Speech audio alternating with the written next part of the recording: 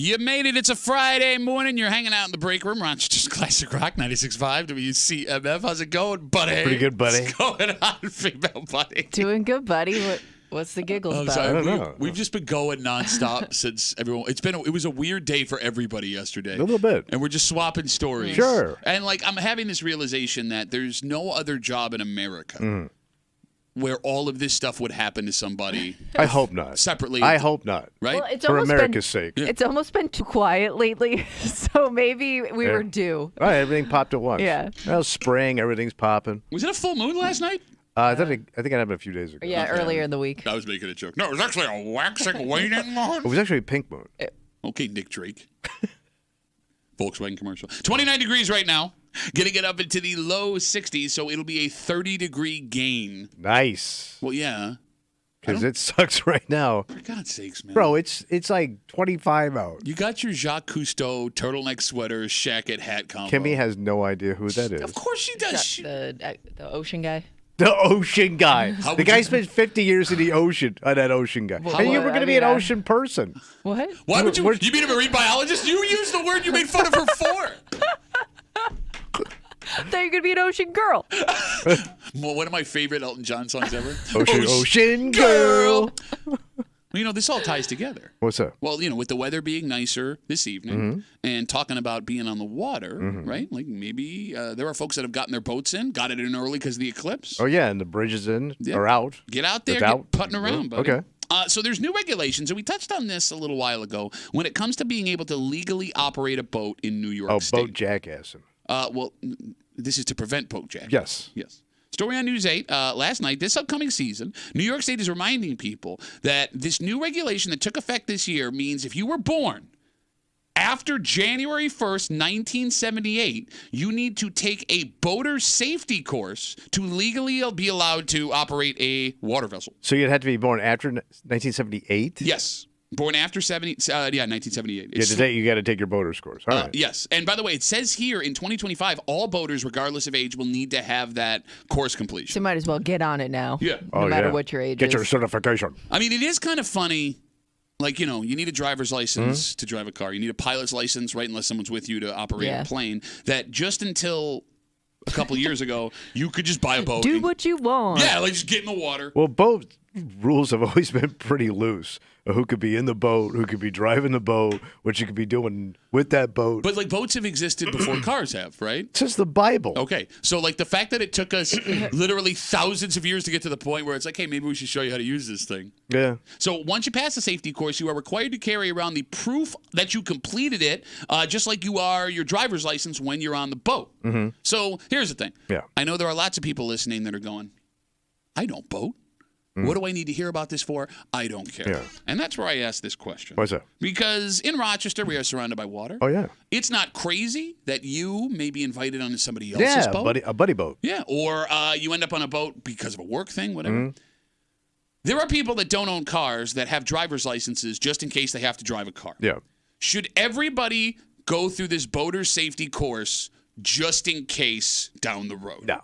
Why? Because you're never going to remember it, man. Well, it doesn't matter if you remember it. It gives once you the have ability. it, you have it. I think. I don't know if you have to renew. Doesn't say. I would assume once you get it. Yeah, based on the fact that you didn't need this at all until a couple of years ago. They're probably not going to bother. Yeah. No, I wouldn't waste my time. If you don't expect to own a boat or be on a boat that much, why would you waste your time? What if you get on Just the boat? in case. And what? You want to drive the I boat? mean, there are. There's Drive the big, boat, bro. Are you encouraging our listeners to break the law? I kind of am. Okay, well, we're talking like this, they can hear you. But it's not official because I'm talking like this. I'm using my unofficial voice. No, I can remember as a kid, my father, we would be fishing, right? Mm-hmm. And we'd be out in the ocean, and he would be so busy, I would be running the boat. So it was my job with twin 450 horsepower engines trying to stay on a tack that he set me on. Mm-hmm. And when I would get off it and he would come back, he'd scream bloody murder because I wasn't paying attention. I was just dicking around with the steering wheel. I had that much power as a 10-year-old. No, I think your story that you're telling is actually proving my point. Nobody died. Well. No, but people And do. everybody was drunk. Even you at 10. I might have had a little sip of something. Kimmy. Thank you, Uncle Dom. Tell you that is ginger ale.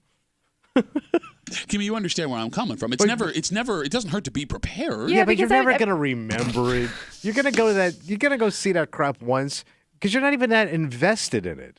Like, you're going to go take a long course or a boring boat course. You don't own a boat and you have no But I would boating just in think, your future. like, living around here, even if you're not invested in it, like, I would say you're probably on a boat once every few years, even if you're not even trying. Yeah, all of a sudden you open your eyes, you're on a boat. She's not All right. wrong. Based She's on not people wrong. So you're inviting gonna you go? out. Well, I don't know. Like okay, here's my question. To the boaters that are listening, 252 WCMF, how long does it take to complete this boater's safety course? Because if it's like an hour or two, why the hell not? All right. Why not? You should definitely take it. I ain't taking it. I already know how to boat. No, but you don't, though. By the way, I already took a boater's course when I was a kid. You took boaters course when you were a I kid. did. I could tell based on you couldn't I'm keep the boat certified. straight with all 900 horses. Like, if you really are certified, if you got certified as a kid, would you even know how to go about getting the documentation to prove No. that? I'm sure it's a different course. You probably have to My retake God, it. yeah. Back then it was just oars and stuff. Although right now, I mean, it says 78, and Tommy was born in '04. So you'd be safe to drive the boat without the boater's course. Whereas someone like me, I would need that certification to be able to legally drive a boat. Okay. Because like my dad's got a boat. Yeah. He's got his place on Canisius Lake. Well, off Canisius Lake.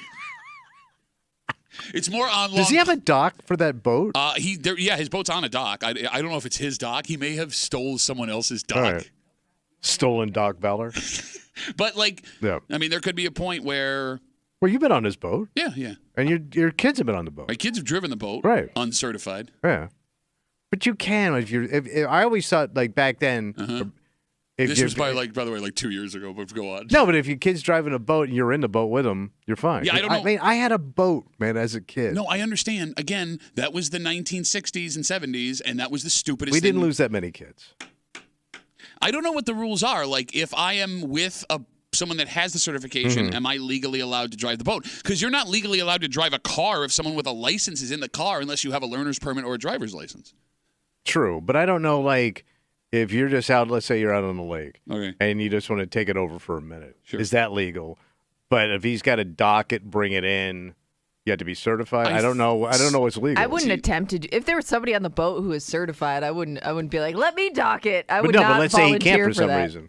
Let's say he hurts himself on Okay. the boat, and the boat's got to be. You got to bring him back in. So again, after you call me an idiot, you've painted another scenario where I would Somebody need gets to hurt. have the course. You can't figure out how to dock a boat. Bro, I've watched See men that who- dock over there? Pull up next to it. I've watched men who have owned boats for years not know how to Yeah. dock a boat. Turn a motor off. You could not It's dock a boat. embarrassing. I could dock a No, boat. you could not. Bro, I was a good docker. Bro, I was King Doc. yeah, were you? I could slip into a dock nice. I could back into a dock. I could slide up to a dock. I heard And backing into a dock you were really good at. Tightest dock you got? Call me. I'm the dock master. 252 WCMF, 252-9263. I got the jacket. Man. What are you talking about? New York State is reminding people that if you're going to get out on the water and operate a boat legally, you have to have their boater safety course certification. If you were born after July 1st of 1978, starting next year, everybody has to have that certification, so you Period. should get it. Yeah. Yeah. But even though you, me, Kimmy, we don't own or operate boats, Kimmy's right. You're most likely going to be on a boat at some point over the next couple of years. Yeah. Maybe you should just get it to Okay. know that you have it. We had asked how long it is. I can show you simple seamanship, by the way. Wait, you can show me semen? Yeah, I got seamanship. Get the hell out of here. Yeah. I got a little certification operation I got going on right now. Where would that be? It's in the manager. It's got a little kiosk. Really? Yeah. What's your certification class called? It's called Old Uncle Captain Tommy's Certified Seamanship Course.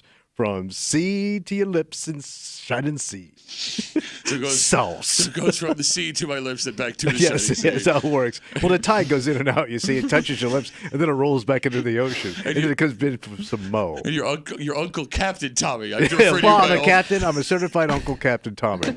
Old Cap Tommy. 252 WCMF. Let's talk to Redneck. Hey, Redneck, what's up, buddy? How's it going this morning, guys? Let me tell you something. Every redneck knows how to So- operate a boat. He don't need no damn certificate. Yeah, but Canisius Lake is kind of small, so the cops are. Even though there's only 2 cops on that lake, I gotta get it. But I'm getting it. My 13-year-old's getting it, and my nephew has to get it because my nephew has a kayak. So anything. A kayak's rowboat, got to have it? Yes. Interesting. Yep. And Livingston County Sheriff's Office is offering this course free, and I want to say it's like 5 hours. Okay. And Yeah, it's- 5 hours. 5 hours is like- pushing Big it, bro. commitment. That's like school. All right, but Redneck, I mean, you don't sound upset about it. You sound almost like this is something you think people should have. For the most part, I think everybody pretty much knows how to operate a boat safely. No, but see, they I don't, have to because get I it don't. because- I will raise my hand and say I don't know how to operate a boat safely. Well, it's pretty much a common sense, but I have to get it just for a simple fact that I have a crappy old boat that has problems every year, and I have to get towed back to the dock by the sheriff, so I have to have it. Hey, where's that course where they teach you how to fix your boat? Well, you know. Man, what I kind don't- of busted I don't tub need that course. are you rolling with, bro? Where every year it breaks down. The busted tub sounds like a dead cover band playing at the Keller. Well, the busted tubs, thank you. Do they know you It's by a name? 1986 open bow frickin' Four Winds boat with a 6-cylinder in it. I mean, it's pretty old. Hey, man, look, don't be ashamed. That's the reason he knows that there are only 2 cops on the lake, because he's very familiar. Redneck, you ride that boat with pride. Don't let Tommy talk crap. You got a boat, he don't. How Keep about burning that oil, son. Hey, one thing I got to ask you, Pat. I heard this the other afternoon, late evening, on the radio station. How big's your mom's snake? I don't get it, and I don't Stop want tapping your pen. God, I will stop not. tapping Hey, your oh, pen. what'd you say? No, that's actually your motor trying to kick over in the boat right now. Redneck, And thanks. whoever's listen, turn the vibrate off, please. I hear that like 5 times a day. Turn the vibrator off. That ain't us, man. That's your Yeah. head. Yeah, I don't know. What Oh, he's no. talking about. Oh, no, it's Somebody's not. got their phone on vibrate. It goes off like 5 times a day. All right, Redneck, any other bitches you want to get out before we let you go? I have no idea what he's talking about. Well, I'm just loading you up for next week for Bitch Boy Theater. Redneck, thanks for the call, buddy. Have a good rest of the day. I take it back. His boat sucks. All right. I'm so confused. I love how you start this with you could probably just operate a boat if somebody else is in the boat. And now we find out you needed to operate a kayak. Kayak? I mean, this is stuff you buy at BJ's. So that means if I put a canoe in the water as a kid, I got to be certified? No, it says canoe's fine, but kayaks Like, with a no, cutoff all right. is. Yeah, you idiot, of course. So any floating thing I think I'm on. I think what they're worried about, Yeah. and this is the reason I would be scared to operate a boat, especially because Redneck brings up how tight Canisius Lake is. Like Yeah. when my dad brings like me and my kids out on his boat, Yeah. I am white knuckle the whole time because everybody is right next to you, and there's no lanes. Not a lot of. Well, there's an speeding open room. channel you're supposed to obey. But okay, but that's just it. I don't know, like, do you brake left? Do you brake right? What do those buoys mean? Like, there's people on jet skis, there's people water skiing, there's folks fishing that are just Swimming in the water. Exactly, right? So it's maybe it's not so much about how you need to operate the boat because that's pretty simple: forward, backward, steering wheel. It's more about do I go left? Do I go right? That's seamanship, yeah. And navigation. Okay, so you sit here and go, no, that's what that is. When you're arguing against, because you don't know the rules. You've forgotten them. You can Google it. You forgot. While I'm barreling towards someone on. You got your phone? Welcome to Bases Seaman. Oh, my God! Like, Kimmy, Yeah. if you were forced to operate a boat in the middle of a lake right now to get back to the shore, are you confident you would make it without any major problems? I could make my biggest fear is like the docking part because Okay. I don't want to hit anything or You don't come in anybody. hot. Or obviously Never been a problem for her. see what you got? Oh, look at you trying to gain yeah. friends. I'm trying to be nice. No, because I have seen to your point, like people who have boats, they need like multiple people to help them dock, and it's still very stressful. Yeah. I don't know. No, she's right, man. The look on my old man's face when he's got. And he's You go there, like everybody's directing the other person, and it's just like I mean, it works out, but it doesn't look easy. It's like moving a sofa out of an apartment every time you want to go back to land. Yes.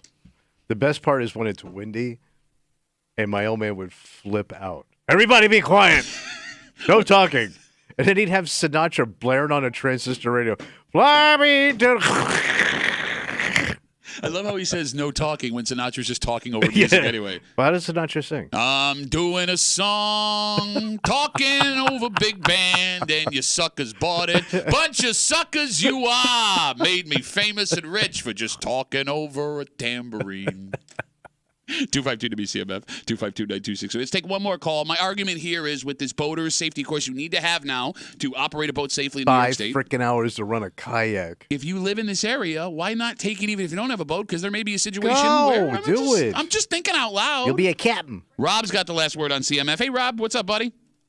Hey, how's it going, guys? Good, man. I've taken that course. I just actually took it online. There's two ways Ooh, to I'm take a it. You can take it captain. online and in person. Okay. Captain Bobby. Horrible. Horrible? Why is it The thing horrible? there's two different ways to take it. There's, like I said, online and in the class. You can, if it's offered local, you can take that. But online, you can take it and pay extra money and get a fast course through the program. Oh. And it's I didn't go that route, but I took it. It took about 6 hours, and you can log in and do what you want to do. But it is like the absolute most redundant information. And they say that 10-year-old kids can pass this course. I'm going to tell you, they're going to struggle through it. It is just absolute bonkers what they're making you learn about boating safety and. All right. Now, Rob, I understand the frustration of a man who sounds like an experienced seaman taking this course, but the counterpoint to that would be, is it an overabundance of information better when it comes to, like, stuff hitting the fan on the water? It's so much information that you'll never use. Okay. So you got to know your knots. You know your knots? No, you don't have to You know know your knots. basic knots? You don't have to know knots. You got to know how to tie a knot. Rob, was there a knot tying section, Rob? Nothing like that. It was more about docking and boom. How are you going to tie it? How are you going to tie your boat? You don't know a knot. Yeah. You know, I mean, if you're out in the ocean, you might run into some of this stuff, but local Rabbit guys, goes into the 99% hole. of that stuff's Rabbit not going comes to be back out of the applicable. hole. Will you let Rob tell us about the ocean? Rob, thanks for the call, buddy. Have a good rest of the day. All right. Do what you want, I guess. I don't know what you want. Watch Jaws. That's all you need to know. Captain Quinn teach you everything in 10 minutes. We got a dynamite. Thank you, Captain Quinn. Got a break for you this morning here on CMF. It's Friday. You know what that means? We're gonna get. I think we already started getting creepy, but we're gonna get creepy. Yeah, I mean, you always do. We got a creep cap coming at you just after 7 o'clock. And also just after 7 o'clock, NFL draft last night. Let the court know Please. that Tommy has given the thumbs down. What a bust. Well, you read about it this morning. It's not like you committed hours of your time to it. I can understand if you were somebody that stayed up the whole time. Why would you stay? That was I watched the pre-show sucked. The draft was insane. It was chaos. Oh my god. No, it was. You had 6 quarterbacks going, the first 15 picks. You Yeah. had 3 receivers in the first 9. Crazy. And a defensive player wasn't taken until the 15th pick, which was nuts. I was on Tylenol all night. My head was spinning with the picks. But it's what the Bills did because there are Well, no, Bills. they didn't do nothing. The Bills fans are waking up this morning, and here's how I know you didn't watch it. It's not just the fact that they didn't make a pick last night. It's how they did it. Yeah. Yes, and who they made a move what? with. Because there are Bills fans that are horrified right now. The last time this team did this, it's the reason why we've been stuck in this perpetual I hope purgatory. we're not talking about this 10 years from now. Kimmy, you can make the argument that this was the riskiest move general manager Brandon Beane has ever Why? made, and he didn't even make the pick, and we'll and get we're into still it. confused. Well, and here's the thing. Tonight, when they kick off the draft, the Bills are on the clock right away. They have the first pick of the draft. Oh, Pick. What? We'll get into all of it just after 7 o'clock. And there is a lot to get to Oh, boy. here in the break room on CMF, plus a whole bunch more. But first, Tommy, Yeah. we're going to share with you some fantastic news. Okay. News that is going to make you feel better, at least should make you feel better as a Sounds human being. great. And it's going to piss people off. Why? And that's what I don't know. You're supposed to feel good. That's what I'm saying. Because, like, hearing this, it's like, oh, thank God. But why people want this to be false is strange. Because you'd think that having the peace of mind that I'm actually safer now than I ever have been would be a good thing. Yes. We'll get into it next here in the break room on 96.5 WCMF.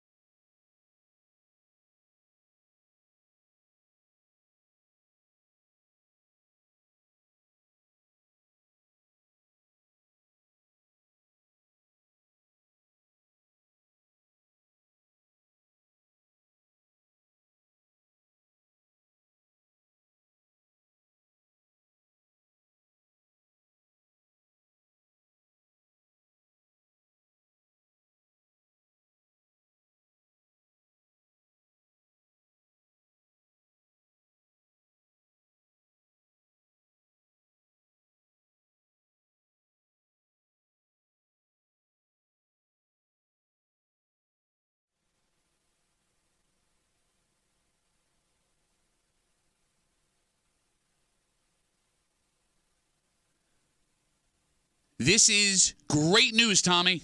Fantastic. And Pat. it's great news for everybody that's going to piss some people off. I don't get it. Well, look, You should be happy. what we're about to tell you doesn't feel like it's right. But the data we have tells us it is. Okay. And Tommy, here's the thing. Nobody wants to be scared. Even though when they give you a reason not to be, it's going to make even more people upset. Okay.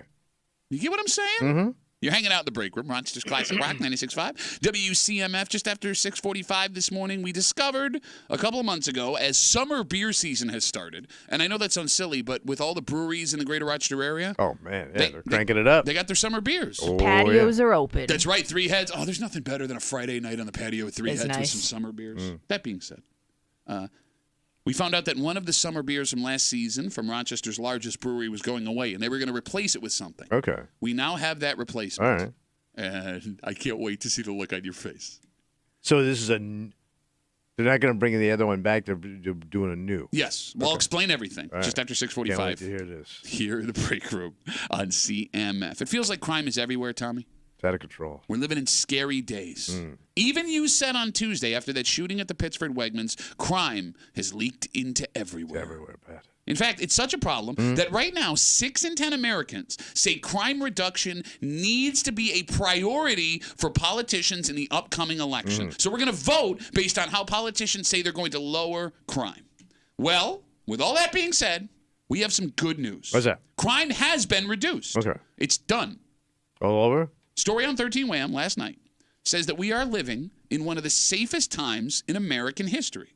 Between 1993 and 2022, when they have full data, the violent crime rate in America fell by 50%. Okay. 50%. 50%. Let me say that again. Okay. Between 93 and 2002, the last year we have total full data, the violent crime rate fell by 50%. So they're telling you this on the nightly news.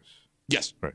So it's the same nightly news that when I turn it on like 13 and 10 and 8, that they will lead with 7 crimes Yes. before we get to the weather. Yes, Yeah. they will.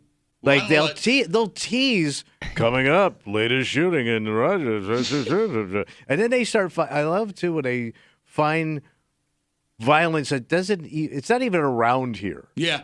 National violence. Yeah. We should have seen what happened in Ohio.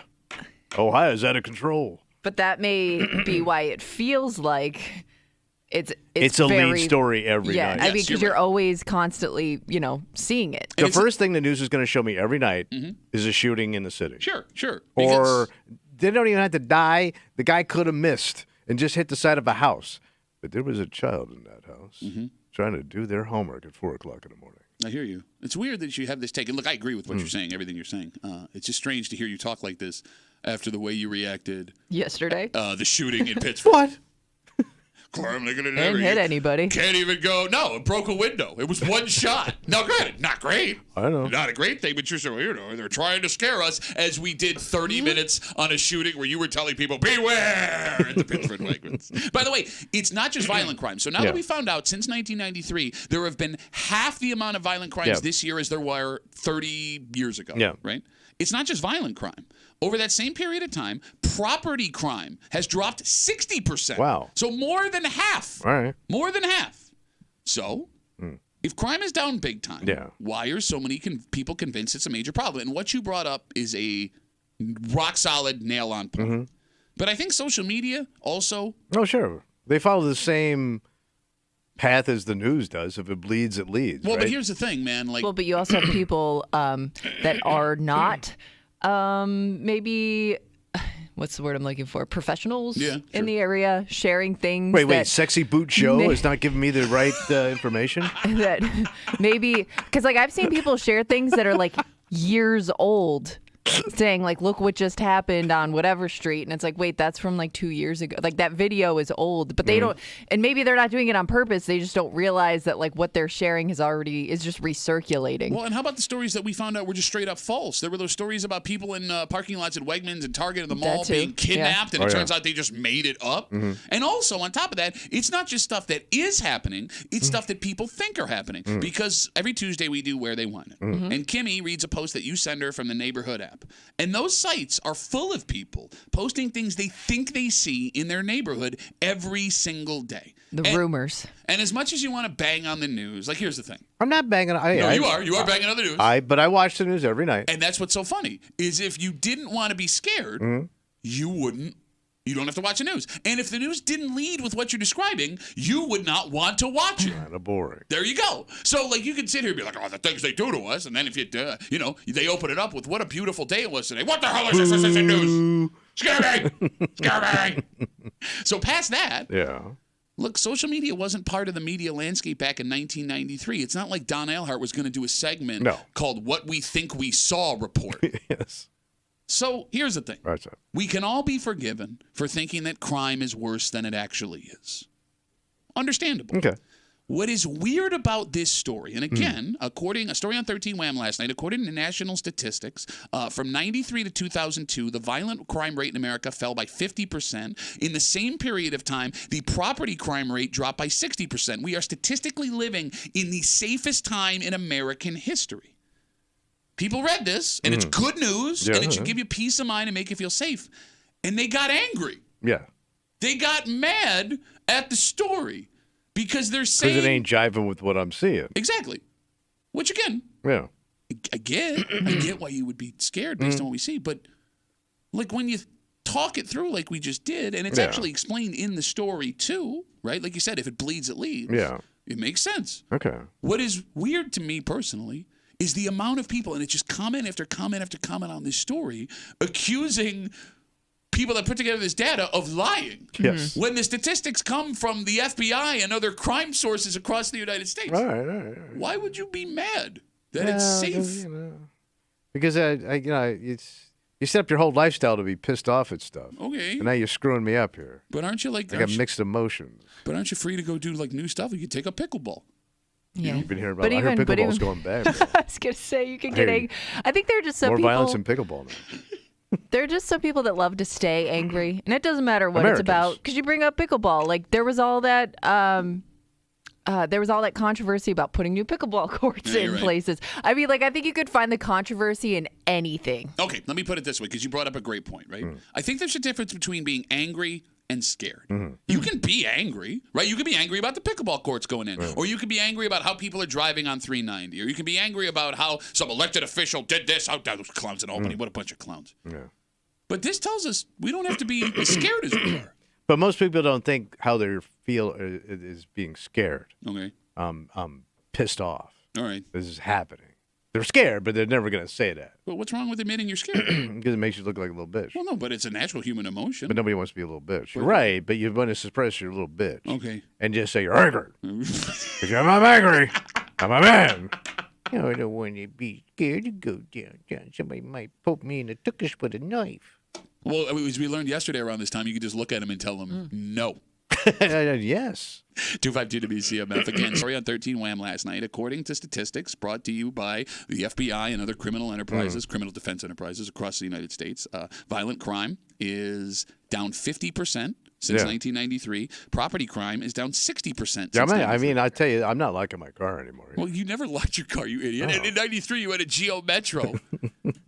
You leave that thing unlocked, you come back, there's another Geo Metro inside your Geo Metro. You know, the other funny part about this, too, is like 30 years is a pretty wide swath of time, right? Yeah. And, you know, people always talk about, like, back in the day when it was safer, back in the day when it was like this. I realize as I'm looking at this story, I'm 37. 30 years ago, I was 7. Yeah. So, of course, the world seemed like a kinder, gentler, less scary place because I was a baby. Yeah, and you were sheltered. Yes, my parents had their arms around me, and I lived in this house in the suburbs, and everything was cool, and I wasn't exposed to even that place you lived. Like, I mean, if you look at things 30, 40, 50 years ago without any data to back it up, everybody thinks it was safer back then. Yeah, because they only show you the good stuff. Well, and you only have memories of good stuff unless you had a terrible childhood. It was kind of easier to live in a bubble. Yeah, but you were supposed to. That's how you should Yeah, have you're a lived. child. You're supposed to be protected. Yeah, as a kid, yes. But even adults, though, I think, you know, unless you really went out of your way to learn things, it was easy to live in a bubble. Well, that's just it. Even in your early 20s to 30. You're not paying attention to the news like you do in your 40s, 50s, 60s. It's all about you. Exactly. You're all self-centered. We're all. Yeah. Bro, you live You'll like grow out of it, bro. You live We're like going to wake your ass up. You live like an 18-year-old. That'd be pretty cool. No, you do. You pay attention to anything. You're the most selfish person I've ever met. You make up reasons why you can do all these terrible things. Let's take one call. All right. 252 WCMF. We're safe, guys. It's safe. We are living in safe times. Chill, baby. Feel good. Celebrate. Celebrate. Good times. Come on. Let's talk to Keith. He's on CMF. Hey, Keith. How are you, buddy? Good morning, break room. What's up? I've always had a saying, faith before fear. Okay, what does that mean? Have faith. You know what? Faith up there. Oh, faith. Oh, I faith. said Faith. safe before So did fear. I, Faith. yeah. Okay, I get what you're So saying. have faith before fear? Faith before fear. Faith before fear. Okay. So what does that mean? I guess hope it's all It going to work means out. I'm protected from all this evil crap. Well, what if God wants to take me out? Then it's your time. All And right. you'll Right. go up to heaven and be in heaven. Oh, I'm but going to heaven. No, but the religion side apart. But Keith, you said all this evil crap. But we just told you that there's half the amount of evil crap that there was in 93. So evil's down. Yeah, evil is down, Yeah. Keith. It should be at zero. Well, ideally, Has yes. it ever been at zero? I mean, I should also have like 3% body fat, but Keith, that's not going to happen no matter how hard I think we lost Keith. I think he had faith in another show. I got nothing. Take a breath. All right, Everything. relax. It's good. Everyone's Chill. okay. It's gonna be a We're nice good. weekend. Yeah, it's gonna be 60 tonight. I won't take advantage. Oh, you know what you should do? Oh, I know what I'm going to do. What are you gonna do? I'm going to get high and enjoy the weekend. No, you're not. Well, my kind of, not your kind of high. I'm Well, over. how I'm not else am I doing you supposed to hippie take high. that? Old guys sometimes call getting drunk getting high. Yeah, it ain't gonna Really? be. That's Yeah, it a ain't gonna be crossover? 68 at my house. Having a drink on the porch sounds like a great idea. Yeah. 60 degrees, right? Mm-hmm. And there is a new drink you can put in your hand this evening. It's the update we've all been waiting for here in Rochester because it's summer beer season and all of the breweries are putting out their summer beers. Man, I can't wait to see this beer. I will upfront tell you this. I will tell you this. It does not sound like something you would want. It doesn't even sound like something a guy would drink. Okay, that being said, the most popular summer beer in Rochester also was that, and it's been wildly popular. You guys are all drinking now like you're on a cruise. Why is that a bad thing? A really bad cruise. We'll get into it next here in the break room on CMF.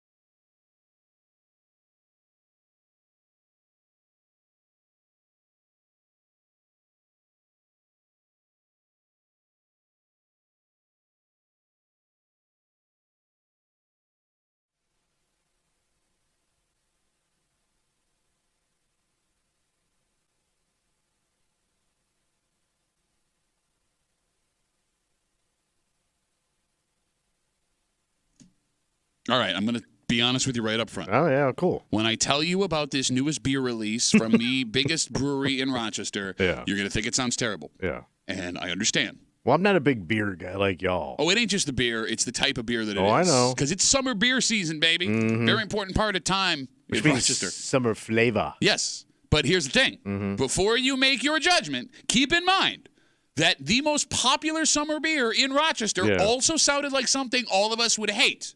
Because nobody likes the thing that they put in it. And that's kind of like the thing here. Although you might actually like this because you are a sissy-ass bitch. You might actually like the things combined in this beer. So it's sissy-ass bitch pale ale. You're hanging out in the break room. Rochester's Classic Rock 96.5. WCMF just after 7 o'clock. It's Friday. You know what that means. Oh, we're going to get a little creepy. That's right. Creep Cap coming at you. And NFL draft last night. Tommy is pissed.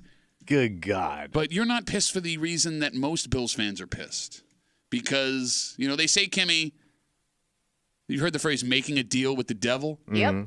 The Bills made a deal with the devil sure last did, night. and I hope this is what they expected was going to happen. Like, I hope this is all part of the plan. So you think it's a bust? No, I'm not saying that. Well, In it fact, kind of sounds in your voices. no. I can make an argument that this was the smartest thing they could have done. This is it. Although I know when I say that, a bunch of Bills fans' heads are going to explode. And we'll get into it just after 7 here in the break room on CMF. We now have the newest beer release from the Genesee Brewery. Oh, goody. So a few years ago, they hit us with the Ruby Red Kolsch, a summertime beer. That's a grapefruit beer. You got it.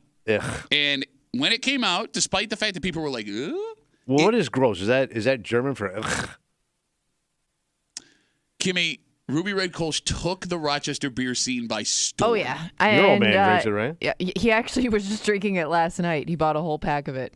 Damn. So But I think initially they kind of like slow rolled it out. Like they figured like, hey, come try this beer, and then everybody loved it. Wasn't there there, was like, like a line for shortage it? of it. Yeah. Yeah, like because people like so many people were stocking up once it came out, and I think they realized like I guess this is gonna be a thing now. So after the Ruby Red Kolsch, they tried to follow it up with what they called a cousin beer to it. Last year, they released their Pineapple Kolsch in the summertime. Ooh. And that one, Kimmy, didn't seem to hit as hard. Yeah, people. I think there were some people that loved it, but not. It didn't have the same hype that the Ruby Red That's did. kind of tastes like suntan lotion. So the Pineapple Kolsch was announced about a month ago. It will not be back. Wow. But Jenny said that they would be replacing the Pineapple Kolsch with a new Kolsch cousin beer to the Ruby Red. And we waited with bated breath to see what that beer would be. And yesterday, we found out. So the brewmaster went back to work, huh? Tinkered with it. That's right. Tried different fruits. Ladies and gentlemen, the newest member of the Genesee Brewery family, Mango Peach Kolsch. Mango peach. Mango Man, that's Peach super tropical. Kolsch. Because how many people like mangoes? Oh, I think. Well, okay. So I think there's been a rise in mango. Did you hear yourself? I watched that on Rise Netflix. in It was mango very good. because- Rise of the Mango? Yeah, it turns Because- out he was a dictator. A lot of some of the most popular Mango? seltzers are mango. It's like mango flavor is like number one. Like, I didn't know what a mango was, so I moved to Florida, and I found out I was allergic to it.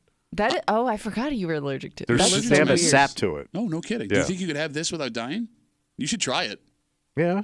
I'll go down there now. Yeah. Put it on my mouth and die. But you die with your summer ale, you prick. You- All right, when I tell you Mango Peach Kolsch, your first thought is I don't think anybody is interested in frickin' mango. 252 WCMF 252-9263. It doesn't sound- I would argue the peach is a more controversial element Controversial Peach? fruit. because Who don't like a peach? Which, by the way, is going to be on Tommy's gravestone. Controversial fruit. but you're talking about eating a peach. I'm talking about drinking a peach. What are you Okay. talking? Are you okay? Because you're talking like Tommy this morning. Peach is the most controversial fruit. It There's a is. difference between eating a peach and drinking a By the peach. way, Because I I've eaten think- a lot of peach. I came from peach country. You either love or hate peach flavored things, like peach tea. You either love it or hate Peach it. pie. You ever eat peach pie? I don't like peaches.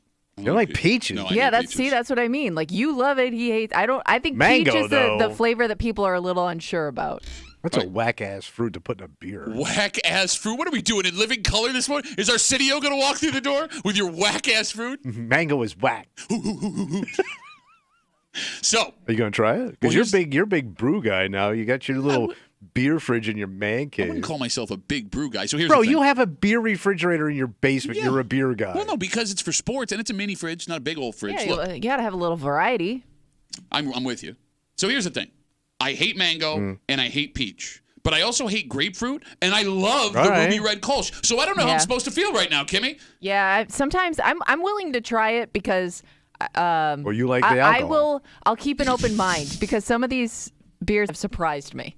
All Like right. things that I went in thinking like that doesn't sound great, and then it's amazing. I think you're right. So the Mango Peach Kolsch from Jenny will be in stores this week and on draft at select locations. It could be in stores as we speak right now, and it's coming in 12-ounce 12-packs. It's the only way you can get So it. the Gunther crew is going to be out in full force this weekend. Kimmy, I'm with you. I think you at least have to try it. Yeah, for sure. So, like, what's interesting about... Let me ask you this question. As we talk about the Mango Peach Kolsch that Jenny is releasing to replace the pineapple, the cousin beer to the Ruby Red Kolsch.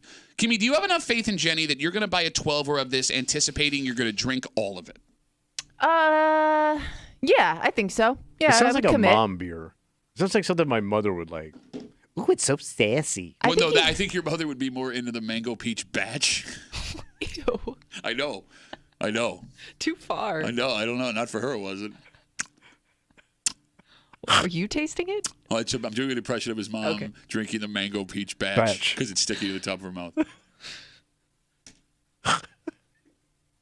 Is this supposed to be Tommy's creep day? I'm sorry. I don't know. It's been He came commandeered. out It's aggressive. been a coup. There's been a creep coup in the room. Great coup, and it was all thanks to Dictator Mango. No, but you're anticipating that whatever Jenny puts out, you're going to like in some kind of way. Yeah, I think I'm definitely willing to commit to trying it. All right. Because like there are some businesses that no matter what they put out, you're going to assume out of the gate you'll like it. Like Three Heads over on Atlantic, right? Yeah. I've never had a beer they made that I did not like. And every time I go there, if they're like, oh, you got to try this, I don't even have questions. I'm going to anticipate I like what Well, they you do. like that style of beer. Oh, but they have all styles over there. Okay, what other Rochester business, alcohol or not? Because there are some places that have reputations in town where you're anticipating enjoying what they make right out of the gate. For you, that's Wegmans, right? Yeah. Like I'll try anything Wegmans does. I know they've done their research. You're eating top shelf. Kimmy, do you anticipate anything Wegmans makes you're going to like? I feel like there are a couple things they've missed on. Can you give me an example? That hummus, you pissed me off. What? She didn't like the pickle hummus. That hummus and you when I pissed me say- off. I turned her on to dill pickle Yeah, it hummus, was and she's too- too pickly. There's What a- woman ever said too pickly? Every woman ever? I'm saying there are I better love ones. pickle. I'm saying there are better ones out there. You're was gonna my tell me point. there's a better Yes, there creamy is, there is. pickle and than it's what at a place Wegmans that puts you're out. not going to be happy about. But Aldi's makes a really good pickle Man, hummus. busted ass, jailhouse pickle. Jailhouse pickle? I ain't eating any hummus that's on parole. And when I say Wegmans misses, it's not necessarily bad. I think there are other places that just do it better. Okay. Like we talked about, like their wings, for instance, like things like that. That pisses me off with y'all. Bro, their wings are fine. The pizza, the wings, pizza's the fine. Chinese Yeah. food, the Chinese sushi. food is not good. The sushi is phenomenal. Okay, fine. The sushi's fine. How about But that the roasted chicken sushi- in a but bag? again, No, the the rotisserie chicken sushi delicious. the sushi's good, but if I want like sushi, like I would rather go to get fresh sushi from somewhere if I really wanted good sushi. 252-WCMF, 252-9263. Folks are waiting patiently. Jenny announces yesterday they have their new summer beer to replace the pineapple Kolsch to be the cousin of the Ruby Red Kolsch. It is Mango Peach Kolsch. And it's sounds weird, but so did the Ruby Red Kolsch, and that was delicious. It sounds like something you would drink on the rocks, almost. Well, you just put it in the fridge. Like something you would sip like a cocktail, almost like a tropical cocktail with like an umbrella. You know what's funny about this, Kimmy? Is the man who's arguing against this the most is the only one who actually likes these two flavors combined. Yeah, Yes, I I know. Well, except for mango, he's allergic. No, I like still mango. I encourage just him can't to try touch it. Yeah, you What's that? maybe just try it. All right. No, I mean, what's the I worst that can't. happens? No, you should could go. die. You should go into the middle. You leave your cell phone behind. Go in the middle of a field and try this beer. That's the best way to experience it. I wonder how many people just because like there are some guys that are just so against like breaking away from their traditional Well, they're beers hard-headed. because of the way like it sounds or it just doesn't sound like it's something for them. Have people like tricked those guys into drinking it? Like, oh, I have this beer. I'll pour you a beer. Taste like, you know what I mean? Like if you didn't see the can, would you try it? Here's the problem with the Kolsch. their fruity colors too. The ruby red Kolsch is Is it red. like a pinkish? It's red, yeah. Either I am way, surprised. I think you'd have to almost trick somebody into trying it. I am surprised seeing guys now, burly guys, drinking things I never thought they would drink. You know what I mean? Sure. Well, no, I mean, my buddy who came out last night was drinking seltzer. No, but her was old ashamed. man. Yeah. No, I know. he drinks seltzer. Big he drinks chiseled all sorts of firefighter, and he's stuff. drinking Calm fruit down. beer. Calm down I over would there. be shocked. It's good. Yeah. Why? I doubt He that. buys like the tall ones. Yeah, they sell 24-ounce Yeah. ruby red Kolsch's now. Okay. Put them in a paper bag and take yourself a walk, buddy. I'm a slow rolling hobo. 252 WCMF. Let's take a couple of calls real quick. Austin's on CMF. Oh, I'm sorry. Hold Oh, on. you know every Austin in town is going to be lining up for this. Austin, what's up, buddy? What up, dudes? So this beer sounds very delicious. I and bet it will- does. I bet you can't wait to get it on your lips, Austin. You and your craft brew buddies. Throwing around your bitcoins downtown, are you, Austin? I don't Gonna know take what one to of say to those city scooters down there with your credit card? that. I mean, honestly, that doesn't sound like a bad idea, Tommy. Thank you. I bet it. It's, this. I will probably buy a case of this beer, try it, then probably buy like 5 more. Yeah, I mean, look, I'm again, like we You're talked gonna get about. pregnant, bro. What are you talking about? Gonna let your guard down, Austin. All right, Austin, you're in on mango peach. Do you Of like course he mangoes is. and peaches normally? Yes, I do. Okay, all right. Yeah. Are you a monkey? I mean, it sounds like it's a bear. I mean, I do have a lot of arm hair, so possibly. All right. Well, Austin, thanks for the call, buddy. Enjoy your beer. 252 WCMF. Let's talk to Justin. Hey, Justin, what's going on, bud? Hey, how's it going? I feel like this is just going to be a way for Rochesterians to judge their friends.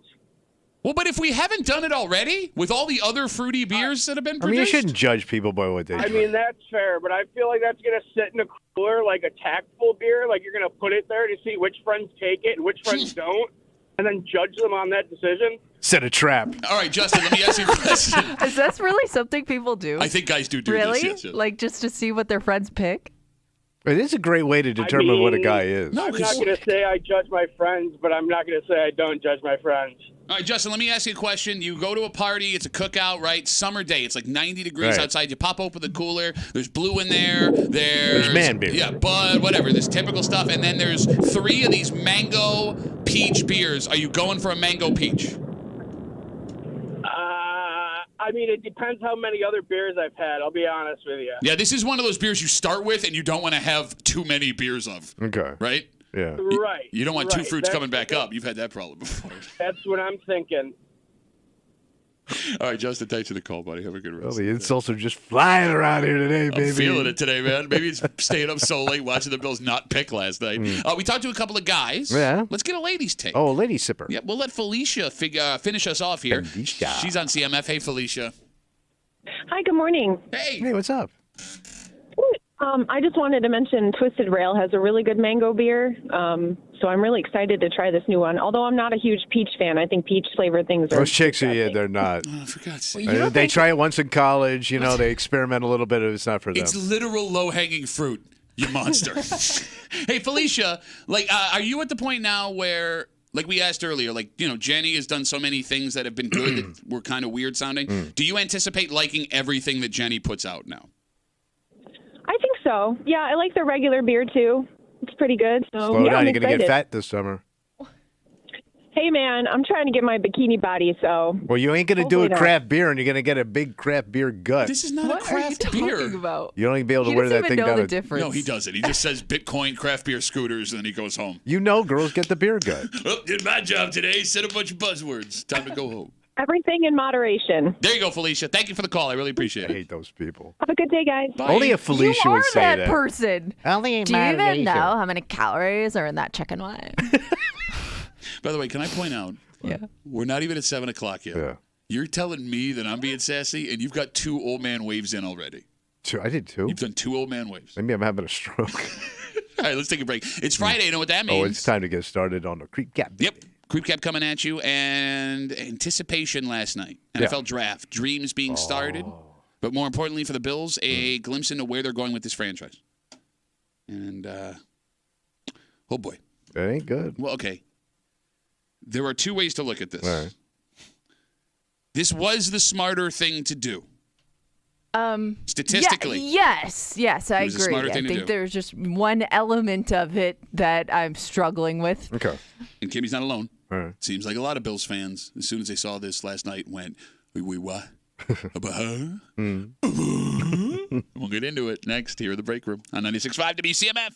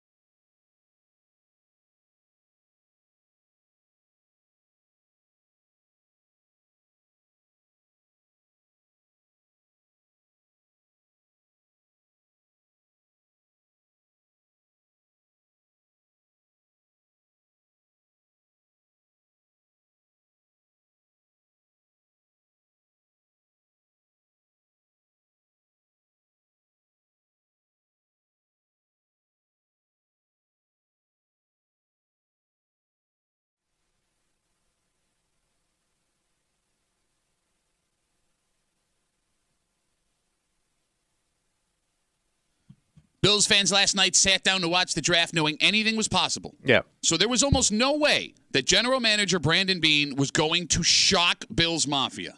And then what the hell happened? Because you don't sound happy. Okay, here's the thing.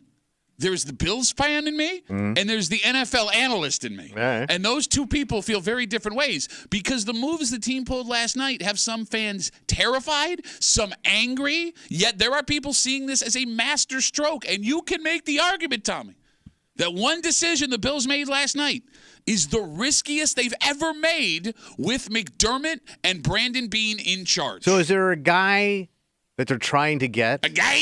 Is there a dude that they're saying this is the dude we're trying to get? Is there a bro they're trying to dude? Yeah. Well, it doesn't seem like it. Or unless there is, and they Because thought I didn't he'd be see a name available. anywhere. All I just saw a number. I'm gonna catch you up. You're hanging out in the I break hate room. numbers. You're hanging out in the break I hate room. math. Rochester's Classic Rock 96.5 WCMF, but you do love Creep. Oh yeah. And before we get into this, what happened last night? It is Friday. Tommy says a lot of disgusting things. You're welcome. None of them involving numbers. We play it back for you. All the disgusting things Tommy said all week long. The Creep Cap happens now on CMF. Yeah. Oh man. All right. God. All right. How hard? Okay. All right. I love it. Please. So it's Dr. Fudgy Finger pays a little visit to your back door. That's one way of putting it. Brown Yeah. finger. I'm gonna load her up with beef, and then I'm gonna load her up with daddy beef. No. No, it says so in the deal right there. I filled it out. Beef? It says daddy beef. Daddy beef, and now they have your Daddy beef. It actually says daddy beef may not be included in certain states in Hawaii and Alaska. Ma, information. where's the fish chart? I got some wigglers. I flashed everywhere, man. After a moseying, he got into your wife's barn back door. He got into her back room barn door. That's why when she sits, it's so damn sore. I got a bucket. I got a bucket back in my office. Stick his big ass spiky head right in there. Eat it from the bottom up. Oh, your mom's gonna be there? I don't think that's gonna work. Yeah, nose picking. Yeah, that was the least of it when I was in the car. Well, let's put it this way. I gave my nose a break, my dong not so much. That's what you fantasize about at night. Look at all that wood over there. Look at all that fine, hot Canadian wood. Makes my eyes water.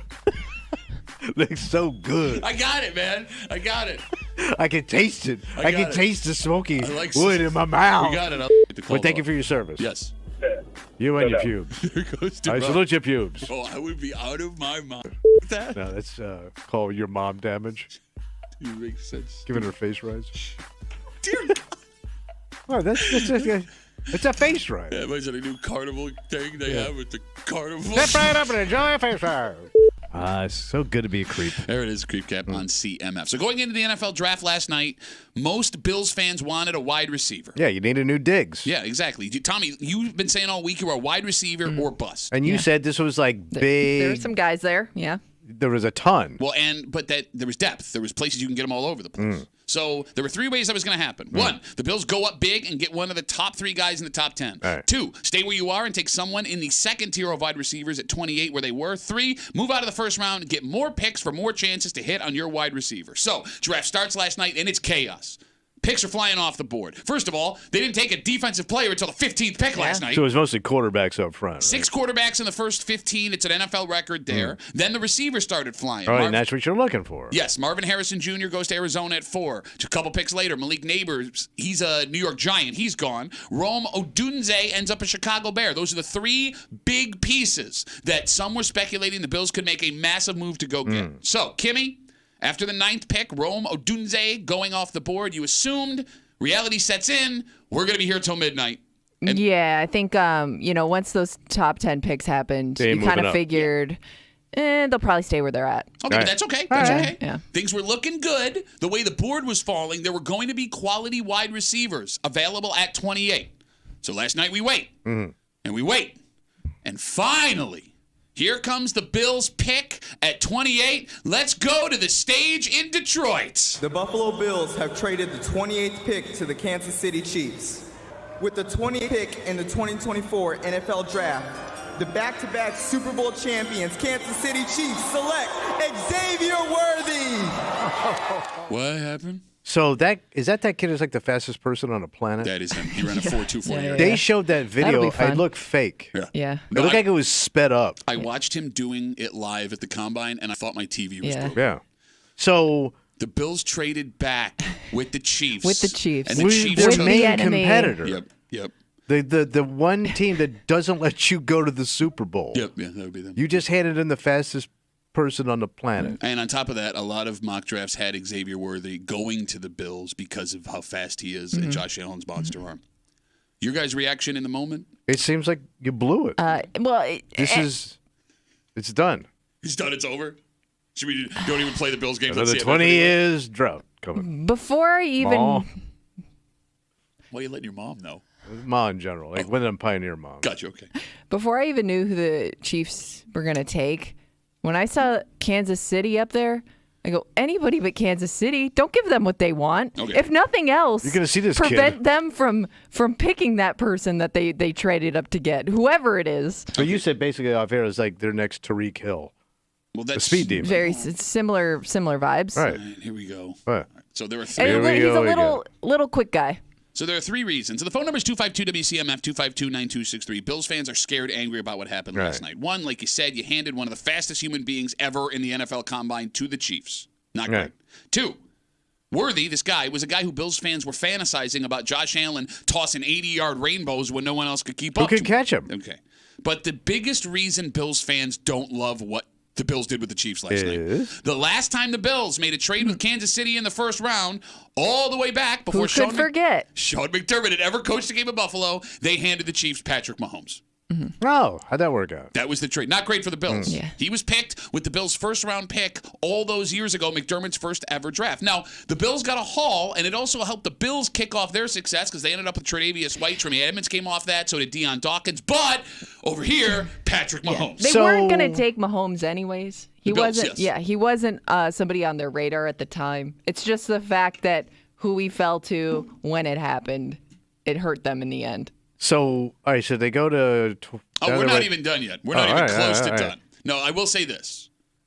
This is a moment that could make or break the career of general manager Brandon Beane. Because it's double whammy, Tommy. If this guy can play, not only did you pass on him when you desperately needed a wide receiver, you served him up, arguably, to your biggest rival in the league What's right now. the best team in the league? And you see him next year in the regular season, and you always see them in the playoffs. So Brandon Beane, after the draft, was asked last night about why he was willing to make this move, and he essentially said, I'm paraphrasing. This had to be at like midnight. Yeah, past that. He said if the Bills didn't take him, Kansas City was going to do it a few picks later. Whether they traded with Kansas City or not, they were going to take him at 32. He wasn't going to go anywhere, which means the Bills didn't want him. To let Why I wouldn't you figured want that. him? I don't get that. They don't. What are you looking for in a here's- player with feet Here's that why. this kid didn't provide you? Here's why. You need size at wide receiver, and this guy doesn't have that. I think that's what they're. I think they're looking for a big receiver, not so Like a much. Gronk? No, that's a tight end. But like a big guy to catch the ball. Because they have like. Yes, sorry, a big I'm guy trying to be catch But polite. the overthinking in this goddamn league is amazing. to I me. think Pat's right. They were not going to take this receiver. I mean, I if don't- they really wanted to, they could have. Third old man wave in the morning. Well, You're you know done. what? Get out. It's Get out. deserved. Get It's out. deserved. I think I'm just surprised that you gave him to the people that wanted him. Kimmy, the fact that they I think they think he's a bust. And I'll say this. Right. Listen to what Watch I'm going this to tell you. kid like pull some move in the playoffs. Let's next hope. year. I don't want to be talking. Unbelievable! With only 2 seconds left. I don't want to be talking about this moment 10 years from now. I'm with you. But if he's a bust, it makes the Bills look like a genius. And you need to know something. Of like the 10 fastest wide receivers in NFL Combine history, the majority of them are busts. There are those who believe that fast receivers can't run routes. And before you yelled Tariq Hill at me, he was a 5th-round pick. Right. Okay. All right, with that being said, Okay. we all got to calm down with the draft He's last night. He's a no good. Well, the Bills, look, He's a bum. for the Bills to let the Chiefs make that pick. He's a fast bum. Let him go. We'll find out. Good luck. But here's the thing. Chiefs are not. Right. Chiefs are not talking about the Bills last night trading out of 28, letting the Chiefs come up, get a wide receiver. Right. You can calm down because the Bills still had a pick to make last night. They traded to the last pick of the draft. We all stayed up late. Yep. We've been waiting for months. So let's go to the stage to see how the Bills finished out the night at 32. The Buffalo Bills have traded the 32nd pick to Damn the it! Carolina Panthers. With the 32nd pick in the 2024 NFL Draft, the Carolina Panthers select Xavier Leggett, wide receiver, South Carolina. They traded out of the first round completely. And they had a wide receiver. Another wide receiver taken in that spot. Okay. By the way, can the Bills just get whatever they want from Carolina at this point? Hey, you want to try? Like they say yes to everything the Bills request. Can I kiss your mom? All good right. or bad? 6th-round pick. So, who are they trying to get? I don't know. Well, who do you think they're trying to get? Because you said people that they think are going to be there later. I But guess. who is that person? All Because right. you said they're going to pick first tonight. Okay. All right. Right? I'm going to break it all down for I'm you. going to say receiver isn't a priority at this point. Okay, I'm gonna let's all take a breath because I get there's a lot of emotion happening right now. A lot of emotion happening on social media. I'd be pissed if I was paying this bean. The owner. What the hell are you I doing? mean, he's been pretty good so far. They've won the division 4 years. Okay, well, it sounds like that's slipping away. Is that what it sounds like? Yeah, Because that's what they've been saying for. I They've heard been saying that for 3 years. I heard Beansy's going down. Is that, oh, no kidding. Hard, yeah. No kidding. All right. Let's all calm down. All right. Despite the fact that the Bills traded completely out of the first round and everyone stayed up late, not fun.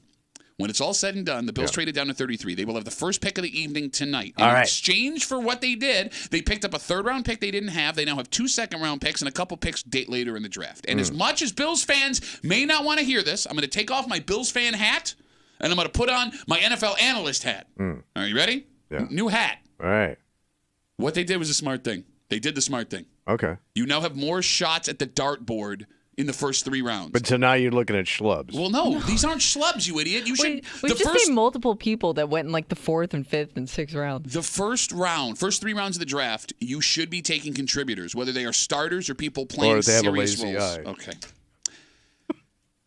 If you're going with wide receiver, wide receiver is the position with the highest first-round bust rate in NFL history. We talked about the last time the Bills traded with the Chiefs, they got Patrick Mahomes. Well, if you want to use history as your guide, the last time the Bills took a wide receiver in the first round and they traded up to do it, that was Sammy Watkins, and that was an abject disaster.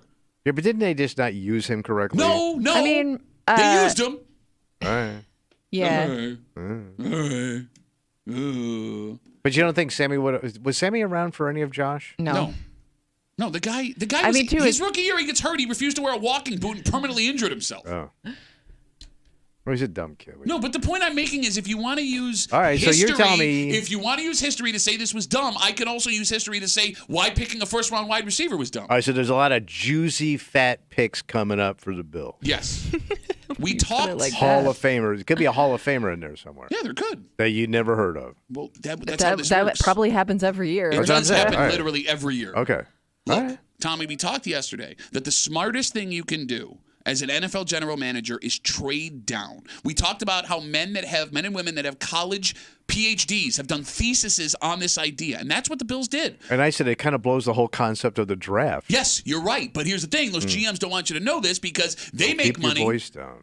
GMs make money on saying, I know how to pick the right guys, not give me all of the picks because anybody can do that. All right. Look, as a Bills fan, I'm with you. I'm horrified about All what right, happened last so night. Beansy's like an Einstein here. Let's hope. And Einstein didn't go to the 3rd round. Is he like Einstein, though? Einstein? 252 WCMF, 252-9263. Bills trade out of the first round completely last night with 2 trades. The first trade with the Chiefs. They picked the fastest wide receiver that the NFL's seen in a long time. In fact, both picks that the Bills traded out of, wide receivers taken. And Tommy, you're convinced tonight they're going to come out on stage and they're taking a wide receiver first. I'm assuming. All right, here, I'm about They're to. going to wait again? I'm going to make your head explode. You ready? Yeah.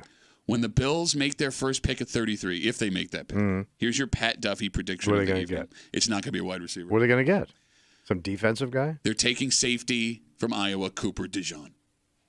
Hot mustard. That he was a player that was projected to go in the first round, but didn't. Yep. He fell. He was supposed to be in the top half of the first round, and he fell. The Bills need a safety also very bad. McDermott values safety big time. I want you Bills fans to know if you are upset. This Iowa kid. Yes, if you're upset and angry, you need to right now mentally prepare yourself for an Iowa safety coming off the board after they twice traded out of the first round. All right. Prepare yourself because I think it's happening. Pat Duffy prediction of the night. What's his kid's name? Cooper DeJean. Oh, DeJean. Hot mustard. I think it's DeJean. Dijon. Is it DeJean? French kid. He plays corner and he plays safety. All right. Call it double threat. That seems like a guy that McDermott would be all about, right? I mean, if 100%. you're putting the pick in McDermott's hands, it's going to be defensive player. Yeah. And you got 2 second-round picks tonight, so. All right. Bring on the boredom. I'm going to be watching with bated breath. This Iowa kid? what happens. I mean, we don't know. I mean, it is nice that like they're first up tonight, so it's not like you have to Friday wait night. too long to get to that first pick. There's no guarantee that they're going to make that pick, Kimmy. I'm not even exaggerating. There's no guarantee. Yeah, but at this point, I guess, what do you think that they're going to still try to acquire more draft I mean, picks? if you can pick up another second later and a fourth, guess, I mean, yeah. why wouldn't boy. you? Like, look. I get that you don't understand what's happening. Because I tune in for a TV show and I get nothing. You went to bed before the pick, Yeah, and now you you're wouldn't have pretending made like it you Thank God were I in the did. moment. Shut up, you Wait, idiot. that's a brilliant pick right there. Turn the goddamn thing off. I did feel like a pretty big sucker waiting until How the could last you possible not? pick. Idiot. But couldn't Brandon Bean just like text all Bills fans secretly? Hey guys, Well, listen. I did. Go to bed. It's okay. I did notice Twitter was way ahead of the broadcast last night. So if you don't want anything spoiled for you, stay off social media. Yeah. All right. So tonight, Boy. first pick in the second round. Your That's like Buffalo Friday Night Bills. TV. I'm gonna be all over it, man. Are you going to sit down and watch this? Of course I am. I mean, I'm gonna sit down and watch on Saturday too. Oy. I love the third round of the fourth to seventh round of the draft is my favorite part. I love it. Because you hear these guys, this guy could have been a first round pick. This guy also could have been a first round pick. Hidden gem, all of them. All of them are hidden gems. The one thing I do feel bad for, all the guys that showed up that thought they were going to be picked in the first round that wasted a good suit on a nothing night. Yep. Nobody's looking at your suit on Friday, nobody got bro. to see it. All right, let's take a break. Yeah. As far as like political scandals go, this one that's like kind of breaking this morning, tiny. Got another one? Tiny. Well, it's a problem, I guess, but it's not like one that's going to like change the landscape of Rochester. Okay. However, Kimmy, it is confusing. Oh, it's a local. Yeah, I don't know. I would think that you would not have wanted it this way to go this way. And I don't understand the point. And like, yeah, after admitting you did this as a pretty high up elected official in Monroe County, why did you do this? More eyes would be on you, I would think. Yeah, and I mean, even if this is something that's like completely appropriate, it's not something that you or Tommy or me. I wouldn't even think to do that. Okay. Well, we don't have the phone number to call. That too. We'll tell you what went down, and we'll do it next here in the break room on 96.5 WC.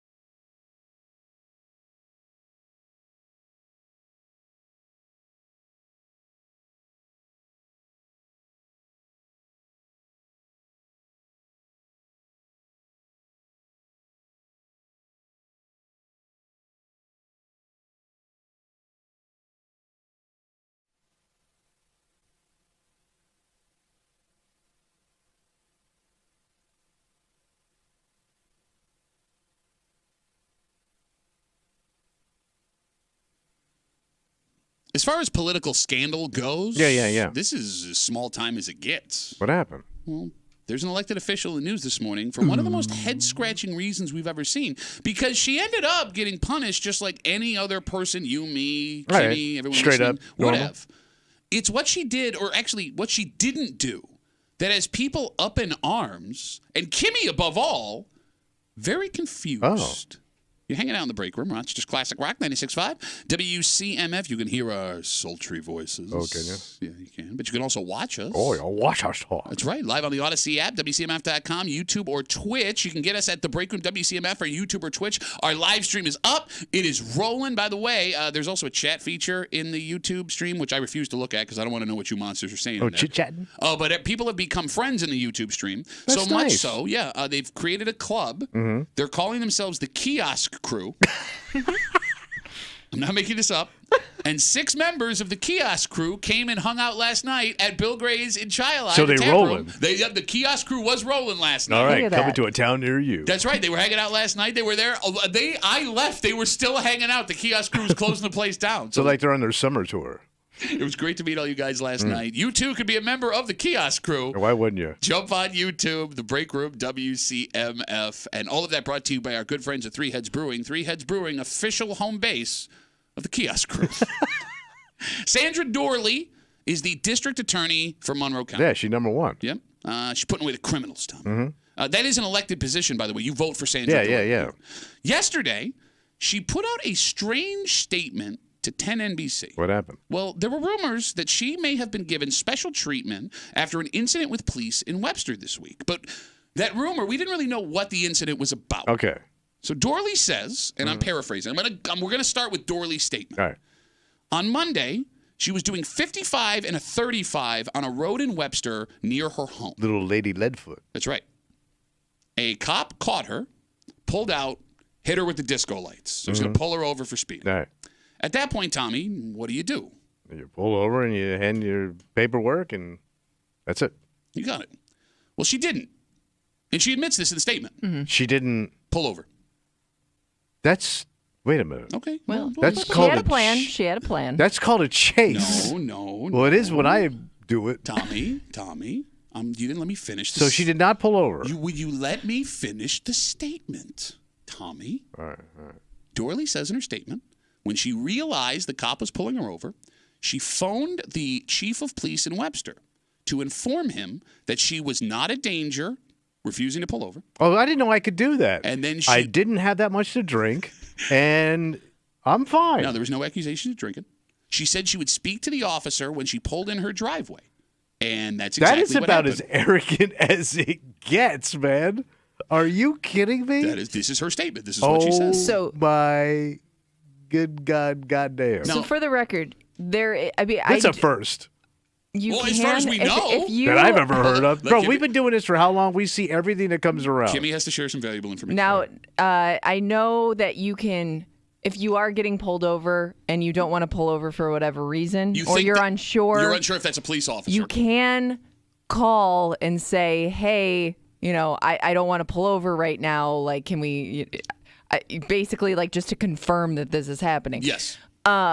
But that's not the reason she necessarily did it. At least according to the statement. Yes. I've investigated myself, and everything is fine here. I'm just going to go about my business. So I was unaware that you could do this, like, legitimately. It doesn't sound like you can. Well, she did, and I guess it But helps. it kind of puts you above the law. Well, I guess it does help to have the Webster chief of police's phone number on. Doesn't everybody? Okay. I try to have every municipality's number on hand when I'm doing something wrong in my car. All right, so to be fair here, I am sincerely asking, 252-WCMF, has anyone else done what Sandra Dorley admitted to doing in this statement yesterday? But even if you did it, it has no weight. What do you mean? I'm going to call the chief of police. I have no idea what's going on here. Sure, yeah. And he's going to go, yeah, sounds good to me. Well, no, I don't know. Look, I'm legitimately naive. I'm with you. This does not sound like something a normal person could do. This does not sound like want to do. Yeah, I'm with you. Yeah, why would you bring that heat on yourself? Okay, so let's put a pin in that real quick. Because here's where it gets really strange. She drove to her driveway. Right. The police officer got out. She was given a ticket. She accepted the ticket, and the next day she pleaded guilty to it. So Sandra Dorley, an elected official, when it comes to punishment, didn't get any special treatment. Right. But she didn't pull over in the moment. She didn't obey an order from a cop, which I always thought, like, that's the first thing you do wrong that sends everything else into chaos. But she called the police department and said I wasn't a threat. Explain what was going on. So she didn't get special treatment when it comes to the punishment, but did she get special treatment when it comes to being pulled over? I don't know. I guess that's what we're learning. Man, or what a load. Going to figure out soon if this is something that you could potentially also do. I don't know. I don't understand why you would why would you would do that? Yeah, because I mean, look, whether or not it's something that's inappropriate, perception is reality, and there are lots of people that are saying the same thing you're saying, Tommy. That this woman pulled an arrogant move and decided she didn't want to pull over and had a phone number for a chief of police that you and me and Kimmy and most people listening. It's an abuse of power. Okay, but to me. But then again, she was given the ticket and punishment. So what did she do? So she called again, what did she tell the chief of police on the phone roughly? She said, listen, I want to make sure I hit this the right way because, again, all right, so her statement. All right, so quote. This is her statement, quote, on 10 NBC last night. I noticed a Webster police car behind me. Once I realized noticed it, and its lights were on. That's such a waste of valuable resources. Once I realized that the intention of the car was to pull me over, I called the Webster Chief Police to inform I was not a threat and that I would speak to the officer at my house down the street. The Webster police officer followed me to my house and issued me a speeding ticket for my speed of 55 miles an hour in a 35-mile-an-hour zone. I acknowledged that I was speeding and I accepted the ticket. But I wasn't a threat. She wasn't a threat. Obviously, but that's not. But as somebody speeding, you wouldn't think that's a threatening person. That's not the issue here. Well, no. The issue is you're speeding. Someone that wouldn't pull over you could assume it's a threat. Right. I think. Okay. That was which you chose to do because you could have pulled over because that's what those lights are for. But she called the chief of police and said, "I'm not a threat." Man, this is very strange. I'm with you, man. To me, it's pretty. It's just like a power play. Okay, but she took the ticket like everybody else does. After the fact. But she got the ticket. Okay. I don't know what I'm supposed to feel right now. Because, again, when it comes to, like, scandals we've seen local politicians in, this is... pretty minimal. Yeah, right? I mean, like, but it's still weird. It's exposed to something, though. But what did it expose? It shows to me that if you're so arrogant in this move, where it's pretty cut and dry, all you had to do is pull over and get a ticket. Which I would think would be the easier route, yeah, right? And then you decide to abuse your authority to this police officer... It kind of shows who you are. But again, to me, if I called the police department in Webster and said, "Hey, I was in the exact same spot," and said, "Hey, here's the situation." If I could do that too, and we just didn't know, it's not an abuse of power. Because I'm pretty sure you can't. No, but Kimmy said there are women who have done this before. Right. I mean, they do encourage you to do that if you're unsure of the person that's pulling you over. Then she would have to explain. She would have to explain then. What were you feeling at the time when you were pulled over? Like, did they even say what time she was pulled over and where? No, it says Monday. It was this Monday, but it says it was like down the street from her house. Down the street from her house in Webster, 55 and a 30. Yeah, that dangerous strip right there. Anything could happen, Sandra. The wild streets of Webster. Like she's cruising through South L.A. The thing I don't understand. Oh, you're going to say something. Let me just recap because I want to get to what you have a valid take too. Sandra Dorley, district attorney from Monroe County, yesterday put out a statement to 10 NBC. There were some rumors that she had been given special treatment by police officers after an incident in Webster. Her statement, and I'm paraphrasing, she was doing 55 and a 35, as we just told you. Police pulled out behind her, tried to pull her over for speeding. She, instead of pulling over, while in the car, called the chief of police of Webster, said, "I am not a threat. I'm going to pull in my driveway, and I'm going to talk to the police officer there." They got to her driveway. They got out. He issued her a ticket. She accepted the ticket. The next day, she pleaded guilty to speeding, and that's the end of that. But, again, we're trying to figure out why you just didn't pull over and obey an officer. Yeah, why? Like the rest of us have to. Yeah. And, I mean, I will say this, too. It is a little strange, and even if it is right? Like, going back to the optics thing, like, you're the district attorney. Like, you work with the police department. Right. You might have something like this to deal with in the future. I just don't get, like, why, I don't know, what about this made you feel strange? Maybe that would have been a better thing to put in the statement. Yeah, so, why did you feel uncomfortable? If you give me something, then we have, I mean, I'm sorry. So Kimmy brings up a great point. Because nobody wants to be pulled over. It's embarrassing. Everyone driving past you. However, you know that the second, and anywhere you live, any neighborhood, the second a police vehicle pulls up to a neighbor's house, all eyes are on that house. And I'm number one. So I'm right at that bay window. I would think that you Bay wouldn't. window on Bay Road, baby, out there in West. I would think that you're going to draw a lot less attention to Yes. yourself if you just pull over rather than bringing it to your home. And as a politician, you should know this. But Like- past the politician part, Mm-hmm. right? If you're just a regular Joe, Yeah, Kimmy's yeah. right. If a, I would opt to get pulled over down Yeah. the street rather than bring it into my driveway.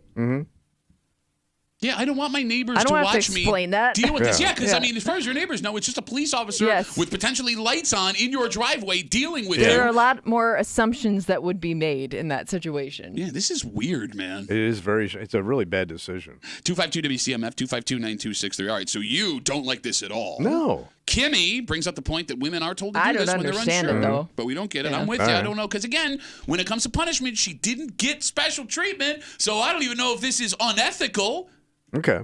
by the definition of ethics. Okay. Let's talk to Joe. He's on CMF. Hey, Joe, what's up, buddy? Hey, how are you? Good. What you got? I got a couple points I'd like to bring up. Okay. First of all, when I always thought that when you were getting pulled over, it was a form of an arrest. And so this, to me, sounds like resisting an arrest, which I believe is a whole other kind of crime. I'm almost positive that's not what that is. But that's. Are you in law enforcement, Okay. Joe? All right. No, but I've been arrested before. Okay. All right. Hey, we all That got our I different believe. experiences. But, Joe, go on. I'm sorry. And I think that to bring up a couple other points, I think it would have been handled a lot more different depending on which neighborhood this happened in, and whether or not you were male or maybe a different race. Okay. I mean, look, I think those are all valid points, right? I mean, you know. With connections, what you look like, where you are. I mean, Yeah. all of these things are valid. Joe, thanks for the call, buddy. I really appreciate it. And I think that's what's so strange about this. Yeah. Is even if it isn't unethical, right? Like the fact that you had to make the statement tells you maybe like that. Yeah, wasn't because a you're great trying to decision. walk this back a little bit. And I mean, there are going to be other examples down the road of where things maybe don't go great for folks in this situation. Right. Right. And that may make it look like he got special treatment. But again, she got the punishment. I don't know. I love how you sit here. And here, your arguments are valid. Right. I hear you, buddy. You are making great shacket points this morning. Let me look off in the distance. All right. However, if you were in the position she was in, you would be abusing all of your power all the time. Oh, absolutely. So how do you get all angry about ethics? Well, because I would never vote for me. I wouldn't vote for a piece of crap like me. I'm the That's worst. not true. You said you thought you could be chief of police. You thought you said you'd be a good mayor. You But think I'd you be could run corrupt the as state? hell. Okay. So if you're gonna Like, if I was a politician, I would only have the finest of the fine in my house. what does that even mean? I would steal everything. Okay, so then how can you be upset here? Well, because I don't want you to. I do better than me. Jesus Christ, man. All right. 252 WCMF 252-9263. Let's talk to Michelle. Hey, Michelle, how are you? Good morning. Hey, Shelley. What do you got, Shelley? Hey, listen up. Maybe we need to look at it from what she does for a living. All She right. puts people away. Yes. Okay? Mhm.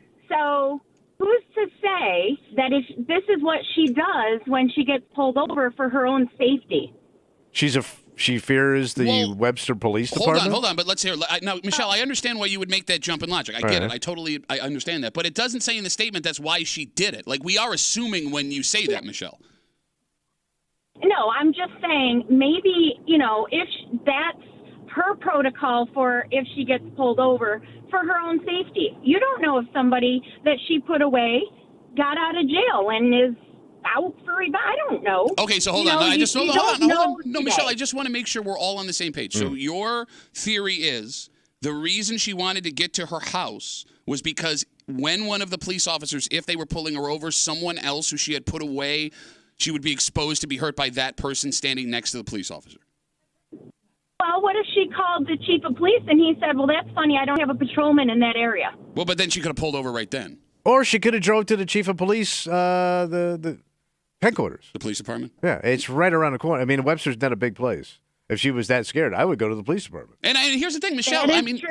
no, Michelle. Look, I'm not going to tell you your theory is stupid. I don't know because again, this thing is so weird. But I mean, if that's the fear, just simply say that in the statement. It clears everything up. You know what I mean? Of course. Or do the speed limit. Sure. But I mean, we're you. assuming I do that the speed she limit, was Pat. trying to we're just assuming that she was trying to abuse her power. I mean, we don't know what she was thinking in that moment as a woman and a DA. No, I mean, look, the woman I'm point just is saying. valid. Tommy and I don't have that understanding. But when it comes to making assumptions, Michelle, and Michelle, I love you. You know I love you. When it comes to making assumptions, Tommy's assumption of maybe this was unethical and abuse of power, I think might be a more logical jump than somebody was waiting in a bush to attack her as a police officer was writing a ticket. You know what I'm saying? Maybe. I'm just saying we just have to have an open mind. All right. Not always jump to the dark side, Open mind about Tommy, everything, come on Michelle. with arrogance. Would say that again? What's that? I said, come on, Tommy, with her being arrogant. Who's the king of arrogance? Come on. The king of arrogance. You should see Who's his outfit. arrogant? His outfit screams king of arrogance You today. can't sit in a shack and be like, no! Michelle, thank you for the call. I really appreciate it. 252-WCMF, 252-9263. All right, so we got one person who's pissed. Yeah.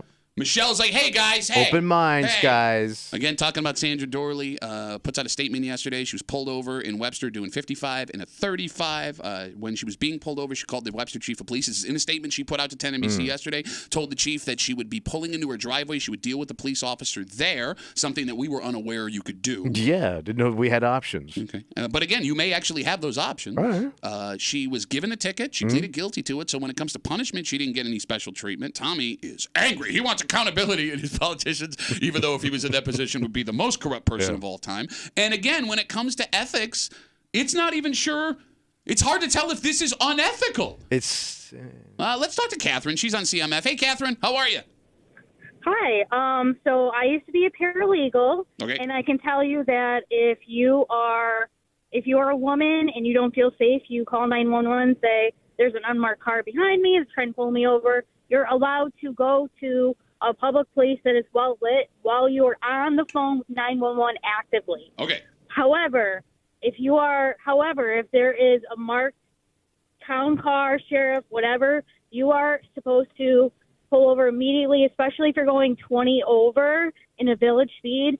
That usually is a red flag to the police officers that you are a danger. And I believe she was doing that in a school zone. Okay, well, I don't have that in the story, Catherine. I don't know. No, but Catherine, I will say this. Hold on, just before. I'm Hey, sorry. bro, this is a low-end lawyer telling you this. Paralegal's like a junior lawyer, right, Catherine? It's like a low lawyer. Yeah, but I deal with the judge. No, I'm just asking. I don't know. I'm sincerely. I don't know what a paralegal is. I'm being sincere. No, you are being sincere. Tommy called her a low-end lawyer. Okay. No, I said low lawyer. No, you said low end. And then you changed it to low lawyer because you're a coward. Catherine, going back. And a hider. Catherine, going back to something you said with the unmarked car. I mean, if that was the case, that would be understandable. But that's also not in the statement. And if it wasn't the case, why would you not include that in the statement? You know what I'm saying? Exactly, and you're supposed to be actively on the phone with 911, not the police chief. Well, I mean, 911 will give you to the police chief if it's bad enough, Catherine. Yeah. I don't know. Yeah, so you look at this as unethical, personally. Yes, and then also, too, usually when you're getting a ticket, and then she would have gotten more than a speeding ticket if she was still going that same speed, the whole way to her home. I think you got to slow down once the cop's behind you, Catherine, right? You got to, because we all do that. Like, the cop obviously got you doing 80. The second you see the cop. Exactly. Yeah. Oh, I was doing 54 to 65 the whole time, man. Yeah, and if there was nothing going on, why didn't she pull over if there was nothing going on? And usually when you get a ticket, you usually don't want to plead guilty to it. Whoever the prosecutor is for the town of Webster, it's very strange that she pleaded guilty next day and put out a statement. Well, I mean, I kind of get with like what went down. You would try and want to make this go away as fast as possible. Catherine, I want to take some more calls, but thank you for the call. I really appreciate it. Yeah. All right, she does not like you. Why? She thinks you're unethical. Can't imagine why. She's what is she? She was ready to do 55 and a 35 over your head. Paralegal. 252-WCMF. Let's take one more call. All right. Folks are hot. Oh, hot. Yeah. All right, so Kimmy had made the argument that people will do this if they are unsure. Unsure of what's happening. If you're worried about your safety, Women that's usually especially. when you make that call. No, that's not in the statement. Right. But, I mean, there's not a lot in the statement that would explain why this happened. Paula's got the last word on CMF. Hey, Paula, how are you? Hi, how are you? Good, Paula, what's up? Hey, I had this happen to me. I was coming back. It was in Allegheny County, and I was coming back to my parents early in the morning, and I was coming through, like, short track. And all of a sudden, there's nobody on that road, ever on that road. It's a country road. All of a sudden, there's a car that came behind me, and it had a light on the top trying to pull me over. Okay. And I'm like, this doesn't look right. It was not a police car or anything like that. So I called 911, and I said, look, this car is behind me. I'm on a road by myself, and they're trying to pull me over. And she looked, and she goes, there's no officers in that area. Ooh. Do not pull over. Oh, my God. Don't pull over, whatever you do. And I said, okay. She goes, stay on the phone with me, and I'm going to get a police officer there right away. And I said, okay. And she said, he's right on my bumper. And she goes, don't pull over. Oh, my God. Do not pull over. Paula, I got goosebumps. What happened, Paula? Yeah. Never heard from again. Yeah.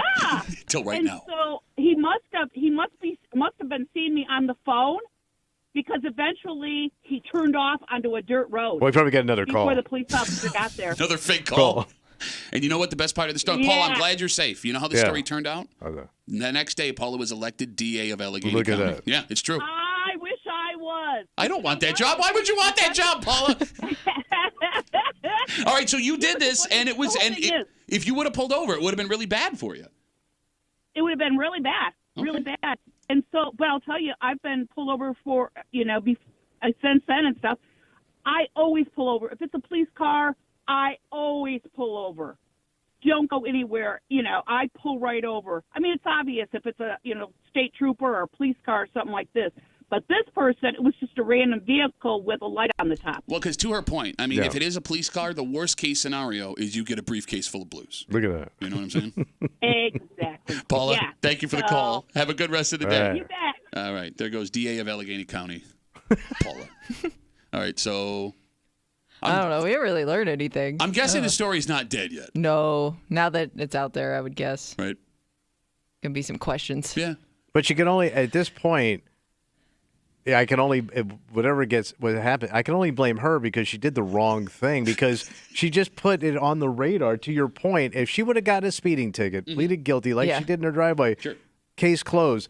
All of this is because she decided to pull this move. Look, that's a valid argument. That's a valid argument. I would also like to point out that in making that statement, you're also kind of saying, look, man, I can't be held accountable for coming up with all kinds of wild theories because you didn't explain what happened. Kinda. No, that's on your brain, bro.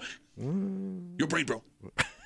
Paul's back on the phone. You're under arrest. Right. Don't ever go to Allegheny County. All right, let's take a break. You have been on record, as baseball season is full go. Oh, yeah. Right?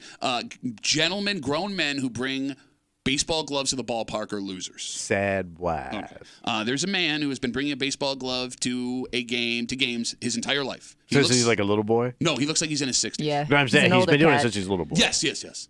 And he finally had his opportunity to Wait, use that finally? glove. Finally. And it never happened before? No. Maybe guys are overestimating how good they'd be with that glove based on what happened to this man. And we'll get into it next year in the break room on CMF.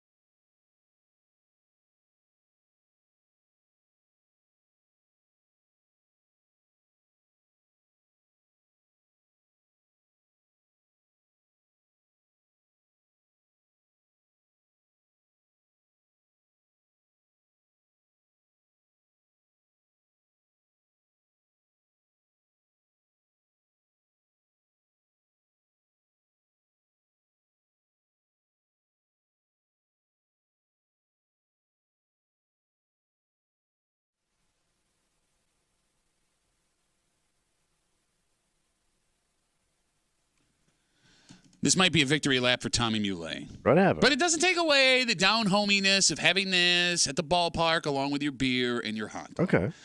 What this does illustrate is maybe every single man and woman who's ever done this is overestimating how athletic they are when the moment finally comes. You're hanging out in the break room, Rochester's Classic Rock 96.5.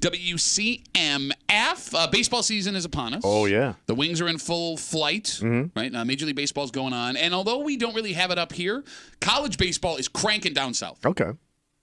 There are some college baseball programs, Tommy, as you know, having worked down south, that are big time. LSU is one of them. Oh, yeah. And there was a story coming from an LSU baseball game yesterday. Yeah. Fan sitting in the outfield. He's a larger gentleman. Yeah. Looks, Kimmy, late 50s, early 60s. Yeah, oh yeah, he's definitely an older cat. So it's a fat Southern boy. And he seems like a diehard LSU fan. Fully good. I can't say it in grits. He sounds like a guy that goes to a lot of games. Yeah. So he's sitting He's a bat cat. He's sitting in the outfield. Home run off a metal bat comes flying at his head. Oh, big panger. That's right. He's got his baseball glove. All right. He's been waiting for this moment.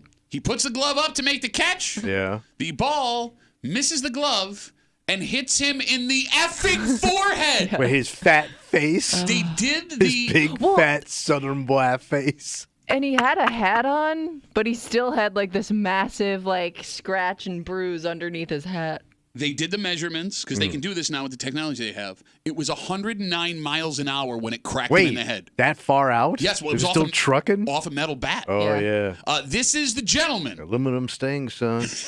This is the gentleman who took that home run off his head at the Exactly, LSU and game. we did not make this up. This is all real. Go ahead. I mean, it was on a rope, and I've been carrying this glove with me for years, and I was like, okay, now's my time. I got one coming, and hole in the glove, man. What can I say? Beamed off my dome, and here we are. I've got a nice little goose egg. Can we see it? Oh, well, I mean, if you want to. It don't feel good. If you want to.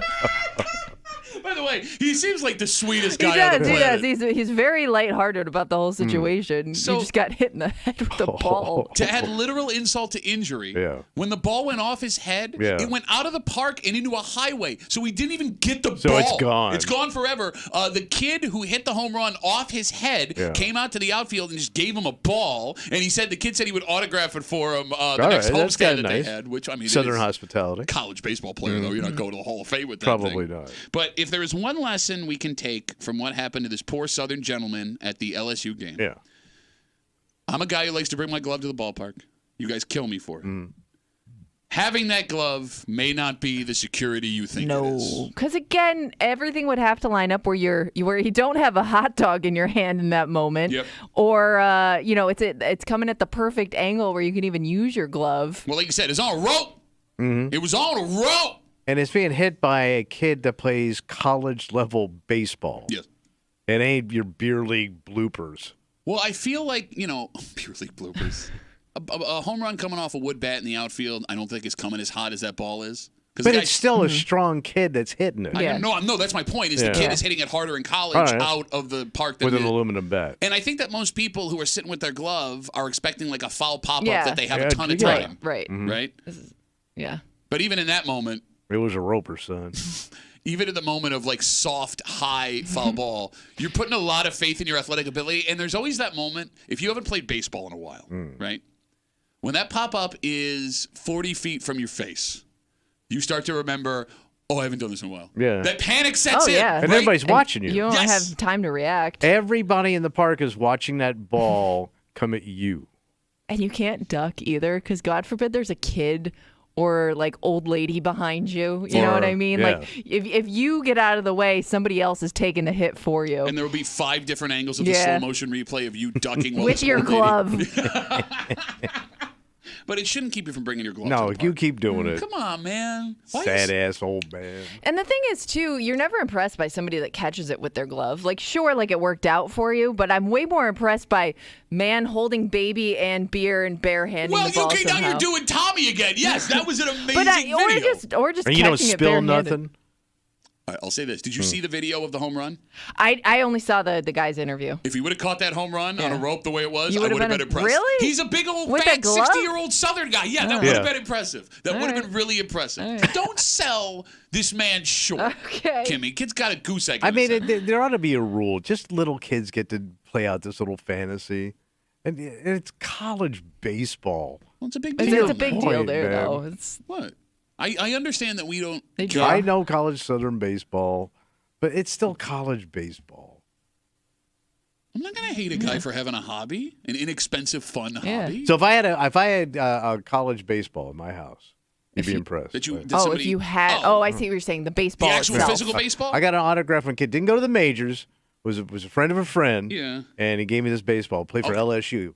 No, that would not impress me. However, Wait, check it out. if you It says Bo Cephas on it. was it in Georgia? Oh yeah. Went down to Georgia looking for a ball to Yeah. steal.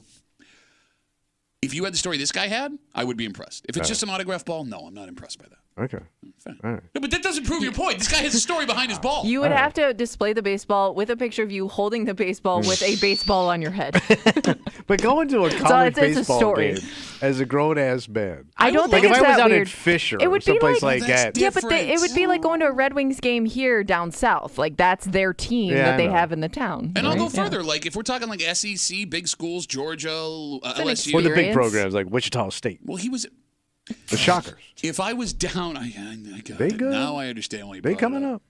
If I was down there, I would want to go check out that atmosphere. Yeah. I've never been to something like that It's before. pretty boring because there's usually nobody there. No, there's a ton of, that they draw well. But it ain't because of like where they football. are located. Oh, obviously. It ain't the swamp, son. See, that's what you did when you did the baby holding the ball. That's what you did. Ain't That's no what you damn swamp, boy. Let's take a break. There is a woman from Wayne County who's in some serious trouble this morning. Ooh, and what'd she do? well, Country kitten. You're gonna wish you hadn't said that. Always do. Yep. Grown woman in trouble for a relationship with a man, not a grown man. And I say relationship. That's not. I misspoke because it doesn't seem there was a relationship here. Although she did have contact with this. Are we talking underage? Oh yeah. Welcome to the show. Well, you said man. Well, I mean, I don't know. There were people argue at this age. You are a man, just not a legal man. You ain't no legal man, son, so put that glove down. And here's the thing. What? Here's the thing. We see this story Yeah. not as much as we see it the other way around. Yeah, sure. But like when it comes to why women would do this, past the ethical and gross part of it, All right. the fastest way to ruin your life is to put your reputation in the hands of a teenage boy. That is true. And we will get into it next here in the break room on 96.5 WCMF.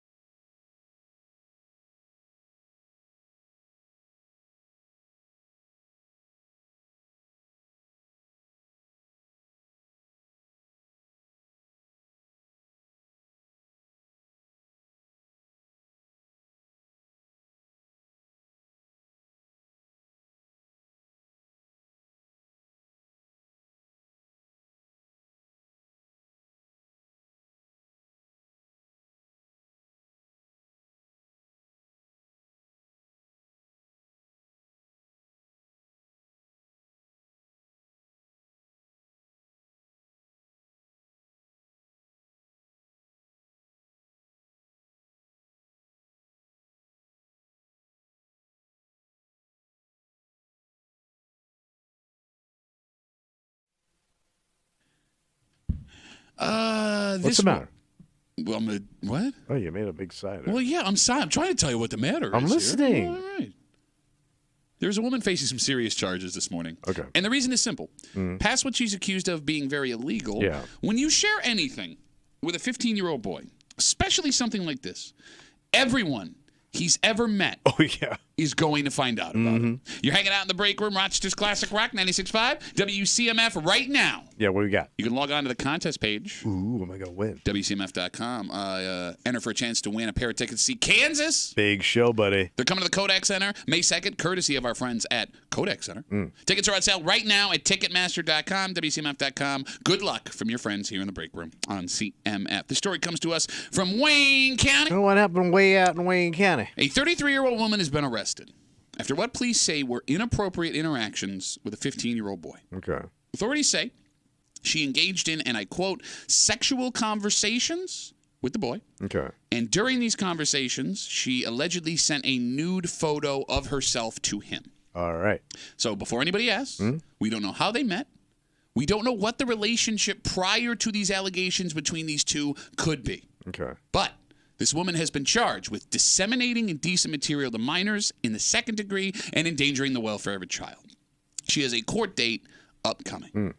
So, first off, when it comes to kids and adults interacting in this way, there is still this idea that it's different for boys and women and girls and men. All right. Because if a 15-year-old girl were to get something like this from a man in his 30s, there would be way more outrage. Fair statement? Yeah. Okay. And I don't want to have that conversation right now All right. because it always ends up getting weird and disturbing. On this show? It's not even you. It's the folks that call the show and think they're making a point. Well, you know what? Boys are boys. Back in my day, they made movies about it. I'm going to make up a story about a high school teacher I had. I took a ball off the dome. The reason I bring this story up is the same reason why this woman, any woman, if the allegations are true, would have thought this was okay. Maybe the reason she also was caught. Because when you send something like this to a 15-year-old boy, everyone else in the world You know it, man. is going to know. 100%. Every one of your buddies is going to see it immediately. Yes. He's sharing it with every one of his friends. Yeah. His friends are going to share it with every one of their friends. It's a Calgon situation. Yes. And in a small town like Lyons, where this story allegedly happened, it is just a matter of time before it gets back to the authorities. Yes. The difference between boys and girls in these situations is this. There is shame for the girls. They are looked at as victims. Yep. They need to be protected. And that's the right way to think, by the way. Yeah. That is the right way to think. But for boys, there's pride. The 15-year-old kid is boastful. Yeah, he's such a stud. Yeah. He's got grown-ass women sending nude pictures. Yeah. Took a ball off the dome. It's a Medal of Honor. Yes. And because that mentality from certain types of people exists, this photo, those interactions, this relationship, it is going to get out. And I guess, I'm not so much saying this is a warning to women, just how weird the two side-by-sides of those ideas are, right? Like, no girl. You think girls brag about interactions with grown-ass men? Especially once it gets talk out. about it, but I think girls are a little bit more private if they feel like they're doing something wrong. Yeah. You know what I mean? I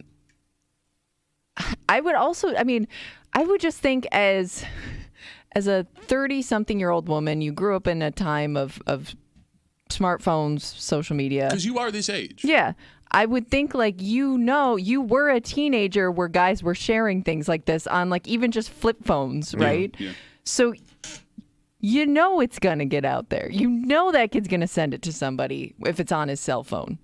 I would just say you can't say you didn't know any better. And I get what you're saying here, Kimmy. You were once in living in that world. You're right. But it goes even further than that because Tommy will tell you that even before cell phones, Yeah. Polaroids were handled. Polaroids were the man. They were Polaroids all were the man. Bro, I knew guys that had at work, they would brag. They would come in with a shoebox. I had one dude. He had one of those family photo albums of chicks.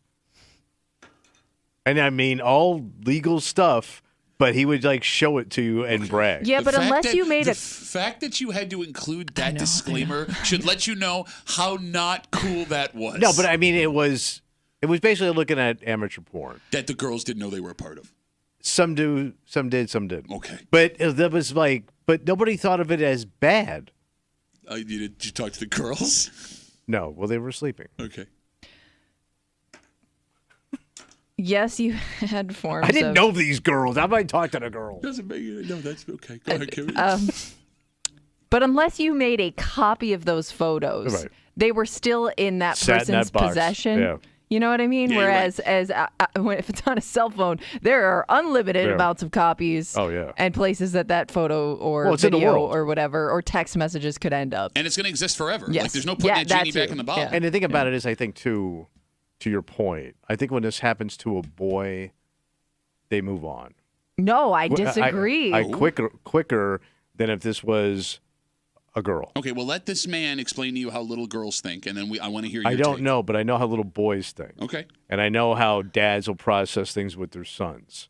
And I'm just basing it on my dad Okay. and even my brothers, how they would process things differently between his son and his daughter. Okay. There was like two sets of rules. Well, he would process it differently. But Right. would that 15-year-old kid process it differently if they thought they were in love with this person or this person I mean, you're having an adult relationship when you're not an adult. But a guy's mind thinks differently than a female. No, a guy's mind, yes. A boy's mind? Right.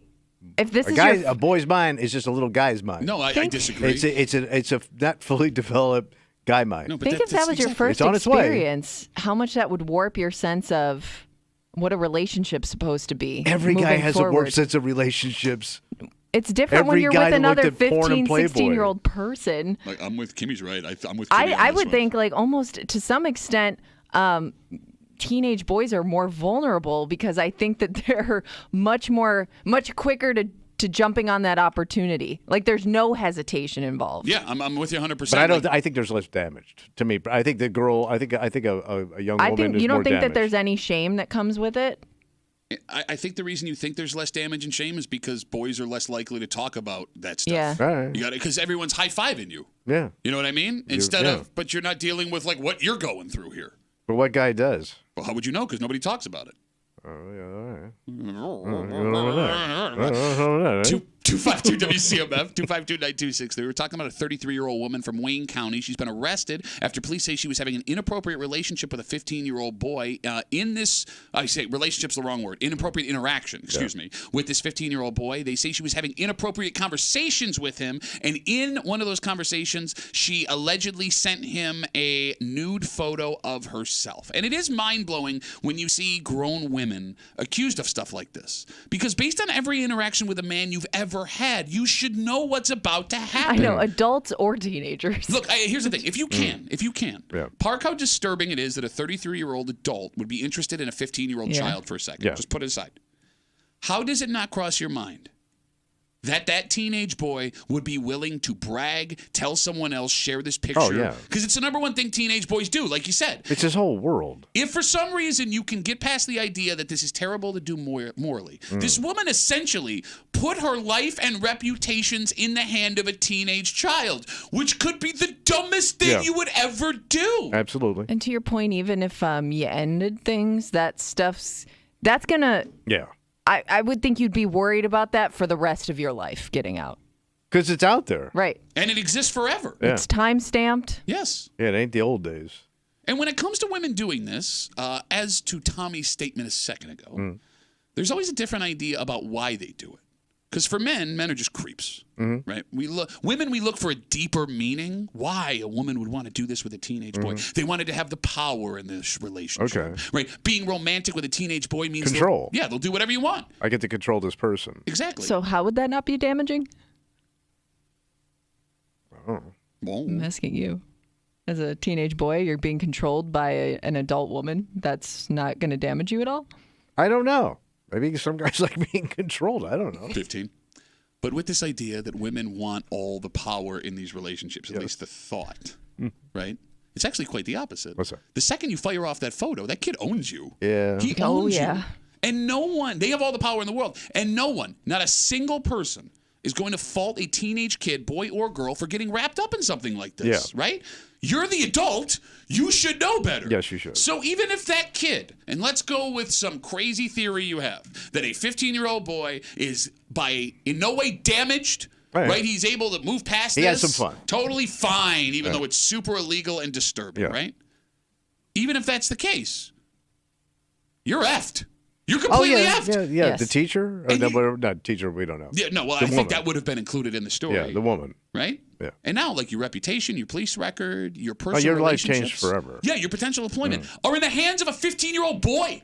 Even if you didn't send a photo or something to him, if he sent something to you, you're screwed. Well, now you're in another ballpark because now you're talking about pornography. Like underage pornography on your phone. Like, it's not great either way for you. No, you're it's not going to end well. Kimmy, what I don't understand, and I speak to you like this as a woman who is around this woman's age. How does it not cross a woman's mind before you hit send on a picture like this? Like, did you think about it at all? Did you go through the consequences at any point while this was happening? And what did a 15-year-old boy show you that made you think you could trust him to keep this quiet? Now, I say all this having no idea if the 15-year-old shared it with people and that's how she was caught. But you were 15, I was 15. Yeah. I also don't get the motivation of a woman doing this. As far as what? Why you would risk all this for what she did. Well, I mean, like this, you could find guys of age that'll play along with whatever fantasy you have, right? You're saying there are 18-year-olds out there? 18, 21-year-olds. There's that was legal... the creepiest thing you've ever said. But I'm saying, life. like, why would you risk this if this is what you're into? Why would you risk it on a kid that's illegal when there's a lot of legal men out there that would love to have this engagement with you? I think you're looking at it from a literal standpoint, and I say this with absolutely no experience in psychology, right? Yeah. Like, there's something else going on. There must be, because it doesn't make any sense to me. Another element to it. Yeah.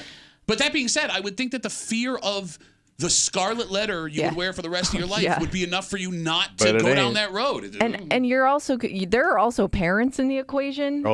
Because like you said, even if that kid didn't share it with anybody, you don't know if his parents monitor his phone activity and keep track of everything he's doing.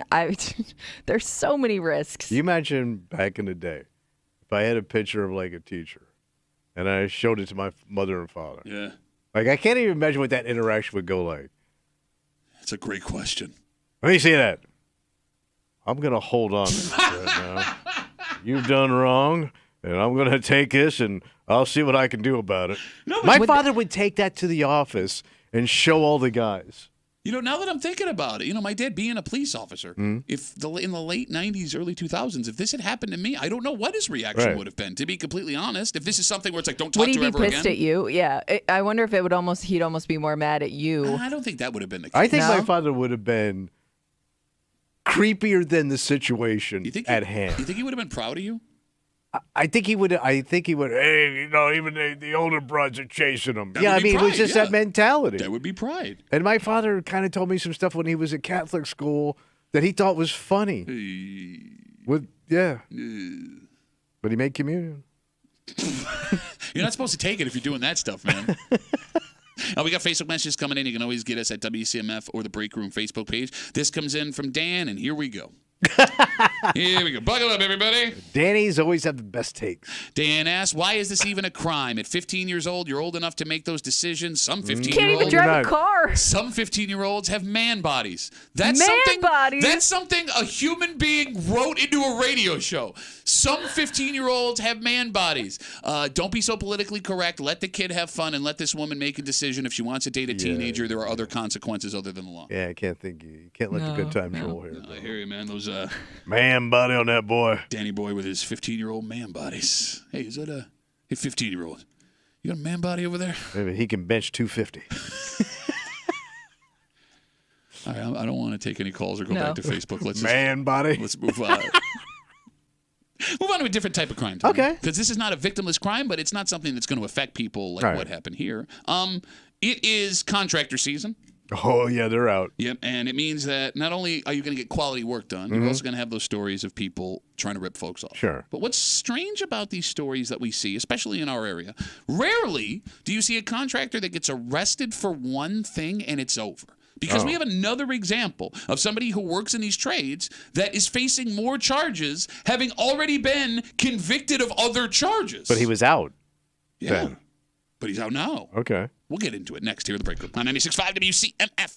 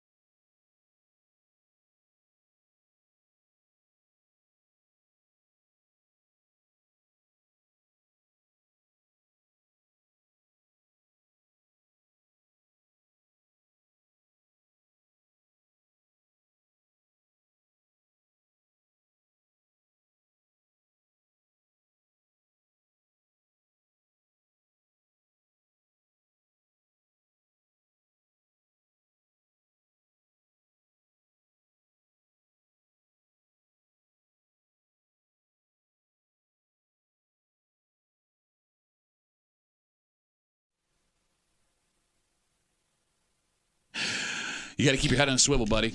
Oh, yeah. If you don't, you're going to get got. And it's getting got season. Who got getting? Well, with the weather getting nicer, again, it's going to be, we'll be diddling 60 this afternoon. Folks in the greater Rochester area, they want you to use them to fix stuff inside your house, outside your house, pools, patios, driveways, all kinds of things, Tommy. But it does seem like half of the people that are trying to get you to let them work on your house ain't coming after you pay them. Really? You're hanging out in the break room. Rochester's Classic Rock 96.5. WCMF. The story comes to us from Livingston County. A 46-year-old man has been arrested on grand larceny charges and is back in court this week after facing initial charges last week. What did he do? Well, according to authorities, he showed up at a house, had a client, and was going to do a remodel and a roof expansion in this house. That sounds like a major job. We're talking $50,000. $50,000. Now, by the way, that may not be the end of it because the story on 13 Wham says the client paid this man $50,000. So he gave him all the money up front. Now, I don't know if it's all the money. That could have been a down payment because a remodel and a roof, that could be a $100,000, $200,000 job. Jesus. That's what I'm saying. Never finished the work. So he did start it and split? It's kind of weird the way they wrote it. It says the work was never completed. So that makes us sound like he started it. Right. He's being accused of breach of contract, and that's bad. 50 grand and walking on a job is bad. Yeah, because you leave this guy hanging and his house is a disaster. Yes. What makes this story worse is the same 46-year-old man was previously facing charges from 2013 to 2016, accused of accepting money for jobs he never completed. Well, maybe he went back to complete those jobs. That's why he didn't finish that job. He's catching up. You know, it's like when you get backed up with emails. Sure, absolutely. You're all over the place. No, I right? hear you. I hear you. You got to prioritize.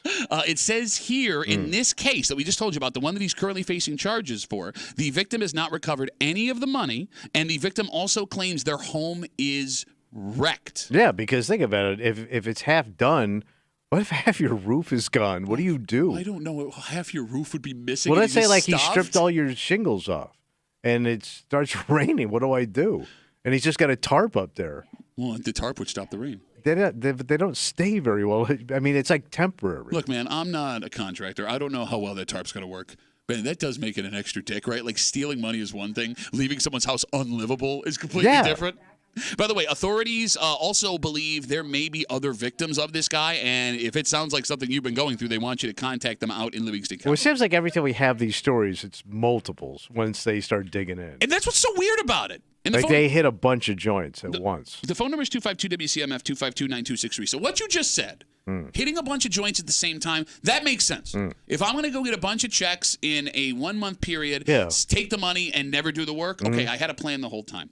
What we also see a ton are contractors, roof people, driveway folks, snowplow drivers who, for 3 years, will do this, get busted, lay low for a little while, and then like 5 years later, get busted again. They're back again. Lay low for a little while. Then a couple years later, get busted again. It's like there's a whole economy of scam, fake people that want to do work on your house. Yeah, you're right. And why they keep going back and doing it after getting busted in the first place is what's strange to me. Right. Because if you got caught the first time, yeah, but you know how to run the scam, I guess. Do you? Because this is the second time you've Yeah, been arrested. but if you keep getting caught, you think you'd change your business plan up a little bit. Unless like there was always this you got intention all of those doing tools. it, and you just never did. I don't know. You got a nice little truck. Okay. You know, maybe you got one of them big old man trucks. Got a man truck. Yeah. All right. And you know how to sell it, baby. Well, no, I get it. And I guess it would be easy as changing the name of your company where you could completely disappear. Like, this is one of those things where... I'm no longer A1 Construction. Yeah, you're now AA2 Construction. Yeah. I mean, it feels like this particular business, and it sucks because I know the overwhelming majority of contractors and workers and masons are honest people out there, right? But it seems like this type of work breeds a massive amount of douchebags who know what they're doing but won't do the job. Yeah. I always figure, too, they kind of move around with the seasons. What do you mean? Well, I mean, it's like we're in construction season here now. Okay. But then it dries up. Do some of these guys go south for a while, pull a move, and they come back up? You know, we have... Because that's what I would do. Like teaching people how to run a new scam? So you're saying if you... always be selling. If you should check the track record in other states. But how could you? If they change the name of their business, there'd be no way to track them. But I think the biggest scam is when you hand them all your money up front. Because that seems that where they get these uncommon? people, because they give you a deal. They'll say, look, I'll give you a discount, but you got to pay me up front. That's usually where they get you because they walk off with your money. But even if they got half of it, you're still pissed. And like half of it, a quarter or half, is a standard way to do business. Yeah. Right? Because again, like we're talking about this 46-year-old man out in Livingston County, indicted last month on grand larceny charges. He was back in court this week. According to authorities, he was given $50,000 for a roof and remodel job. That has to be just a portion of what he was going to get paid. Sounds it. Right? Especially the way things cost right now. Oh, you kidding me? Authorities say he never finished the job, so it does sound like he started it because, again, according to 13 Wham, the victim of this case said that the house is wrecked and they have not got any of the money back. This man who is facing the charges also facing charges back from in 2013 to 2016, accused of same thing, accepting money for jobs that he never completed. I also don't get, why did you even start? If you had no intent, if your intent was to rip somebody off, right? Why would I drag all that equipment out there and bust my ass? I would have grabbed that money and just hauled ass. That's a good question. Like, why am I doing this? I would have to invest in all that equipment to pull this scam, right? Why not just pull up in a fancy truck, say I'm going to do it, give me the $50,000 and split? All right, I will say this.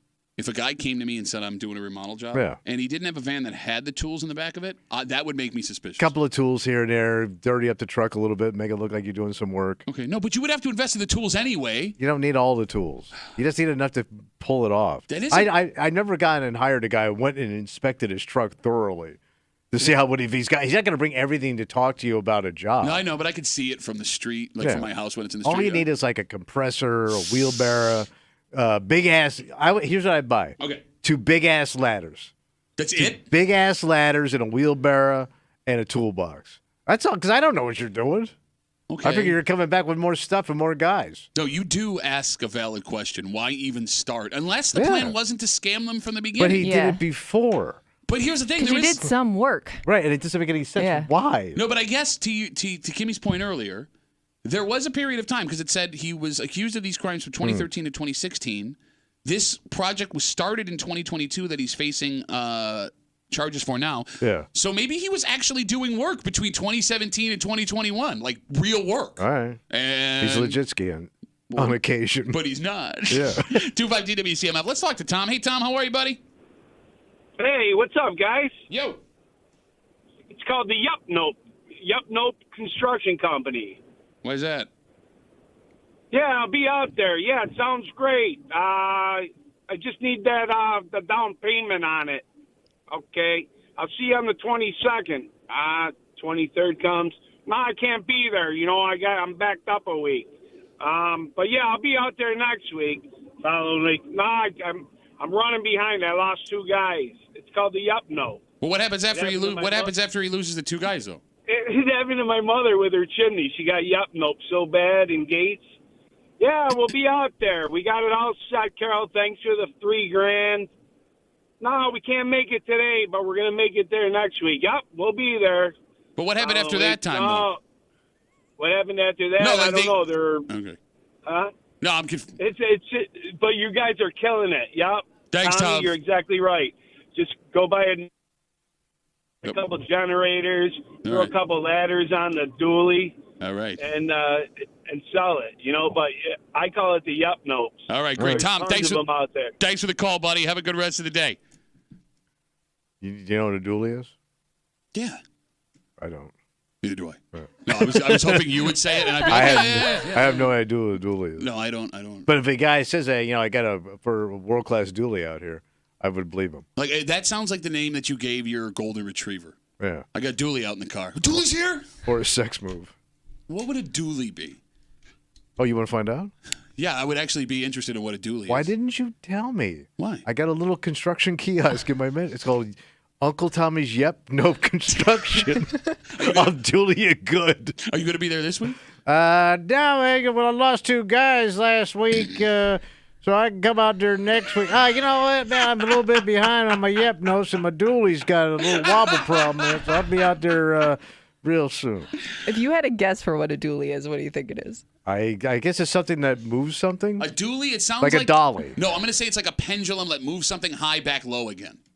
It is a Chevrolet pickup truck with dual rear back tires. wheels. Dual axle. We are so Yep. stupid. Dually. Generally a term given to any dual wheel vehicle. How are we the least tough men on the planet? I don't know, but we found them. 252 WCMF. All right, so you would ask, if this guy starts the construction, Yeah. why would he stop the construction? Right. And it sounds like Rich might be able to help us out. Hey, Rich, you're on CMF, buddy. What's up? You want to know why the guy only took the money and then didn't complete the work? Yes. Outside of the yellow Yeah. notes. Well, here's how the scam works. Okay. You come in, you do the estimate, and then you start the job. You All get right. about halfway through the job when the house is completely destroyed, and then you come back and say, "Oh, I need more money to finish this." So now I'm stuck. Yeah, Oh. it's an old scam. I'm between a yep and a nope. But, bro, we don't know dualies, and we don't know how to work construction Mm. scams. What? We're not Well, going that's to... because neither one of you two have any testosterone in your bodies. Well, Hey, Rich, I that was got just- real just- aggressive. just trying to be Jeez, like come you, man. on, Rich. Why do you got to Oh, kick me you in the don't. Rich, You're a bunch of city guys. You don't understand how this shit works. City Tommy. So, All right. anything else you'd like to know about construction? No, I do I have a would like to question. get my manhood back if I could. Can I ask you one more question? Go ahead. Who hurt you? Nobody really. All right. It's Friday, Rich. You Yeah, got the yeah, weekend it's here. going to be nice Yeah, tonight. let's keep it We're all light, laughing, finding about out what this guy. dualies are. Oh, Tommy's going to tell us about it. Go ahead. This guy right Two here? Yeah, Rich right here. two-wheel drive trucks. Yeah, we got it, Rich. Thank you. But no, hold on, Tommy. Tommy wants to tell you about you because you did us. He's going to tell you. There's No, 10 go ahead. badasses in this town, and 9 of them sent him birthday cards. No, only 8. There's one guy above me. Oh, Rich. Rich, go get yourself an ice cream sundae, okay, buddy? Cheer up. Hey, as a matter of fact, I did have ice cream last night for dinner. You should be in a better mood then, Yeah, Rich. jeez, Rich. Yeah. You got Bye. a belly full of Sunday. Bye, Rich. Belly full of Sunday. Belly Full of Sunday is my favorite Ribs Arkansas song. Come Monday, I'll have a belly full of Sunday. Come Monday, I'll be holding my dooley tight. That would be an actual hit country I know, song. I know. Come Monday, I'll have a belly full of Sunday. Thank you, Jimmy Buffett. Which is weird because Tommy's best buddy is named Sunday. That's a city guy joke. Yeah, Rich didn't get it. No testosterone in that joke. Came in so hot. Hey, look, we all know it. Well, don't you have to don't. You don't have to say it out Throw a loud. skirt on me and paint my I bet face. Rich is a Bend me over that dooley. Let's take a break. All right, look, I already know where Rich falls on what we're going to talk about here. And I'm almost positive you are this bitch. Oh, sissy talk. What, you get weird about the clothes that go on your body? Yes, I do. Like if anything interacts with them at all, Yeah. freaks you out. So I know Ugh. that you are in the half. America is divided exactly down the middle here. Cool and gross. We'll tell you who's cool and gross. Yep and nope. Next to the break room on CMF.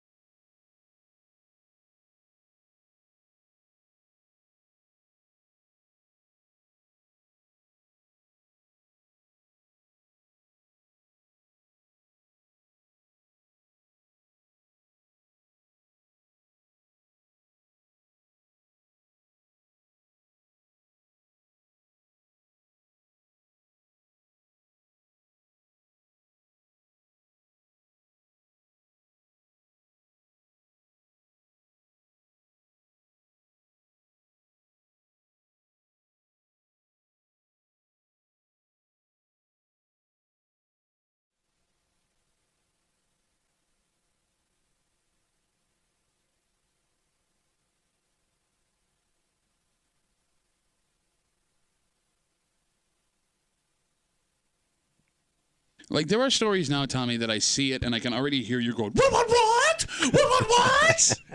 Because America is split right down the middle here. What happened? There is no split. Like, if it's not dirty, you don't have to wash it.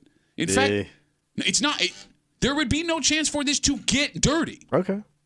And washing something like this, it's going to be different possibly when it comes out of the washing machine. Could ruin it? You're hanging out in the break room. Rochester's Classic Rock 96.5. WCMF. America is split exactly down the middle when it comes to whether or not you should wash new clothing before you wear it the first time. Oh, so like you haven't put the trowel on. It came from Amazon. You bought it at the store, whatever it is. You have never worn it. It's out the package. Kimmy, do you wash that clothing? I usually do. Why? Just because, honestly, just because it's usually so like creased and stuff from the packaging. Like I just feel like giving it like a fresh wash like makes it look better. So those factory chemicals all over it? Well, to his point, sometimes it does have like a funky smell. Yeah. So I also want that out. Foreign smell. Foreign smell? Foreign smell on my panties. It's not.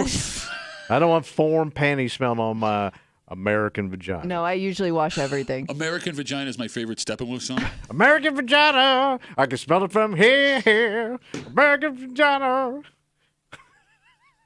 smells like your rear. That's what you came up with? Not bad, not bad. Hair would have worked too. That would have fit better. No, because it's stinky in the back. No, I got it.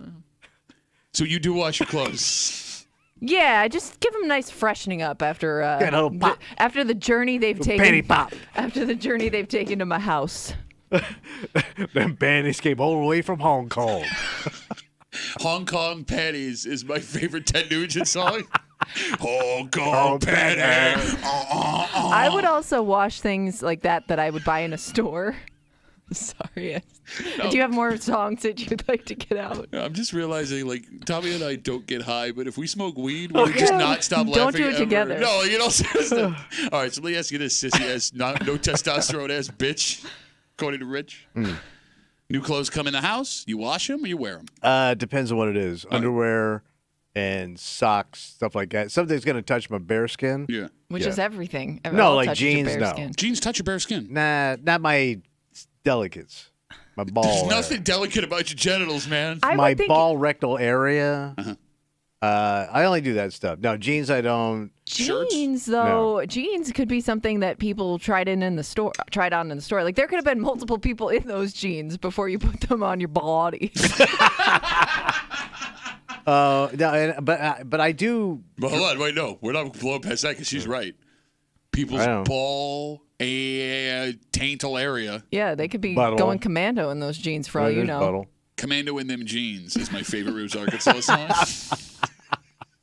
I find it weird as anal as you are about how everything has to be anal area. How everything has to be clean, that you don't wash every article of clothing. I know, that comes but in I your do something. So I dry clean a lot of stuff, right? And they actually say that the dry cleaning process. It's tough on clothes. It's also not good for your skin. Wait. What about? It's called martinizing. What about putting your clothes in a giant vat of chemicals? Why would that be bad for your skin? I do it though, and yeah, I shouldn't do that. You could just buy clothes that don't have to be dry cleaned like a normal human being. But I like the dry clean look. It's crisp. It's sharp.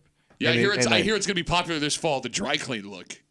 Do you hear yourself right now? It's been around since day one. I defended you to Rich, and he's proven his point here. We're sissies with no testosterone. Kimmy, does your husband wash his clothes when they come in the house? My husband does so much laundry. I would assume he washes everything. Brand new, right? He goes to the store, drops them right in the tub. Yeah, I think he washes everything when it comes in. Like back in the day, I would buy clothes so I wouldn't have to wash clothes. Yeah, I think a lot of guys did. I don't think I. Although now that you say that, like I feel like he's bought them. He's bought them. He's bought them. Yeah. He's purchased. You have turned into Tommy today. Your takes, your vocabulary. Your body. He's things that come in a package. I guess maybe he doesn't wash all the time. Like if it's like a package of underwear or something, I don't think that I've seen. Maybe he washes it. Underwear. I could see him not washing that. Underwear, I'm a little weird about. This is weird.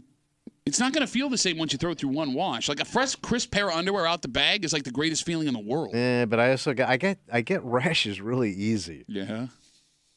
I do. No, I believe it. Maybe it has something to do with your past. Everything you've done up to this point right now. I'm rashy. You got rash. You are more prone to rash. Based on my lifestyle. 50-50 right down the middle. One half of Americans say they will wash new clothing before they wear it for the first time. The other half says absolutely So not. that's women. I'm guessing women do this a lot. It's a good question. Well, no, but women's stuff is more delicate. Like, I've dated women who will never wash an article of clothing ever because it's such a delicate piece of But clothing. like panties, bra. Well, I don't know about that. I know Stuff like I've dated women who will hand wash panties Why? because they're delicate. Like But they're expensive. still washing them. Yeah. Oh, like those Victoria's Secret ones? Well, I guess I didn't see the logo, but yeah, like delicate lacy stuff. Do other yeah. women do that? I got to wait for Kimmy to get off the phone and So ask like her they about go her to panties the, again. so they come in with a pile of panties, brand new. Yeah, like in and the they sink. hand wash them. Yeah, hand wash them in the sink. All right. One girl did it with like actual hand soap. That's weird. Well, I don't know. I don't know if that's like a standard thing. Kimmy, can I ask you a panty question? Go for it. Do most women have panties that they'll only hand wash in the sink? Like high end. Delicates? Well, you can wash them. Usually, you just don't. There's like a delicate cycle, Okay. and you just wouldn't dry them because the dryer is what's gonna ruin them. Because I've dated multiple women who have hand washed their panties in the sink. Well, I guess how rough a ride you gave them can. panties. No, too. it has more to do with the material and not ruining the material. What, you think women have rougher vaginas than other women? No, but they might have had a rough night with that giner. With the panties, though? Bro. Oh, By the way, I would always wash women's underwear because most of the time they're sitting out and people are like picking through them. Ooh, good you know what I call. mean? Yeah. Like that always kind of creeped me out Yeah. because you're like literally like digging through drawers of underwear to You find your size. Put it right on your vagina. Get finger mites. 252 WCMF. 252-9263. Let's talk to John. Hey, John, what's up, buddy? Not much. How you doing? Good, John. What do you got going on? Definitely got to wash the underwear before you wear them. Okay, so every pair of underwear that comes through, you're throwing through the washing machine. What about like a T-shirt you find? Funny T-shirt. Nope. Only the underwear. Okay, so just the stuff that touches your Well, genitals. think about your scrotal skin is the thinnest skin on your body. You know, you keep saying that, and we've never looked that up. Yeah, I think we do. No, it fits different after you wash it. Oh, you want a tighter undie fit? Yes, you got to have a more form-fitting pair than just a loose goose that just came out of the package. All right, but John, what kind of underwear do you wear? Boxer briefs. Okay, see, I'm a boxer briefs guy. I I like think it. most men are. I like it better right out of the package. Like Yeah, once but I wash it, they're only going to get that once anyway, because after that you're going to wash them. unless you keep buying underwear. Okay, no. millionaire. You got to have your overnight underwear and then your work underwear. No, wait, overnight I sleep naked. You don't sleep naked, John? No. Why, John? It's America. You can do whatever you want. It was America more than one name to me, but no. All right, John. Thanks for the call, buddy. I appreciate it. I didn't hear what he said. America means ain't more no than more one. America Oh, than okay. me, bud. Yeah, and he don't So sleep wait, naked. so guys have nighttime underwear and No, daytime I've underwear? never heard of that before in my life. No. Well, they're more. Do you have underwear that's more comfortable to sleep in? Is that it? But why would you sleep in underwear? But I don't sleep naked. What do you sleep My in? husband sleeps with boxers most of the time. Yeah, but What did just you do to him where he's scared to sleep naked? I mean, sometimes Yeah. he'll sleep naked, but I think he's more comfortable in boxers. That's weird. no, I got like T-shirt. You wear like a long nighty T-shirt. I have my nighty T-shirt Says on. girls coming over. Girls' night out for wieners. What do you think it says, man? It's just a freaking T-shirt. For wiener. What do you think it says? Yes. It just says nothing. It's a white T-shirt. Girls' night out. It was for a bit we wieners? used to play on the Okay, other I'm show. sorry. Thank you. That's all right. But it's just a white T-shirt and like boxers. Why don't you sleep naked? I've never like gone to sleep naked like that in a relationship. But you'll sleep naked It's also alone. like No, it I also don't think grosses I- me out, like just like sweat and sheets wise. Yeah, just like You know what I mean? everything. Sweat and Sheets, worst Don Henley Stevie Nicks song of all time. No, the only time I've ever slept naked is when I'm so drunk I just stripped and went to bed. Okay. But that's it. Usually, like all the clothes are on the floor. They smell like tobacco. No, sleeping naked's way more comfortable, man. I hate Not for the other person. What do you mean? You're married to that person. No, but they My don't husband want does a lot of that. sweating. Women do not want you naked. I need your butt sweat all over the bed. Right? That's what I'm saying. Like, you lose a pint of fluid every night in that bed. Again, you keep saying that, and we've never looked that up. That's Yeah, not I true. think that is true. I don't know about every night, but you do lose a lot of. A lot. Especially men. No, like it got to a point where, like, you know, with when my girls were younger, like they Yeah. could just walk in the room at any time, so I had to sleep in gym shorts. And for like 8 years, I hated it. It was the worst thing. And when I got to the point where my girls finally understood, like, this is not somewhere you can walk in anytime you want, when those gym shorts came off, I've been living free for like All right, let me 5, ask 6 you years. this. Yeah. I pulled back the sheets on your bed. Yeah.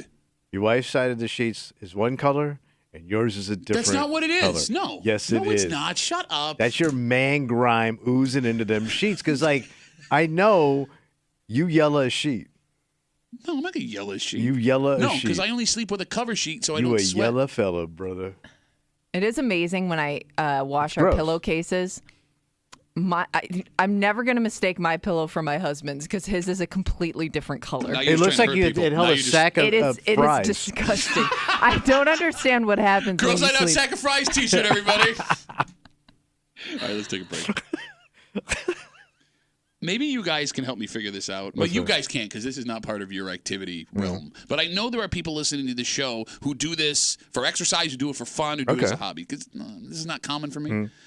There are places where interacting with other people is common, it's appropriate. Yeah. This is not one of those places. All right. And in fact, it's not even a place. We were in multiple places over and over and over and over again, and this guy would not leave me alone. Oh.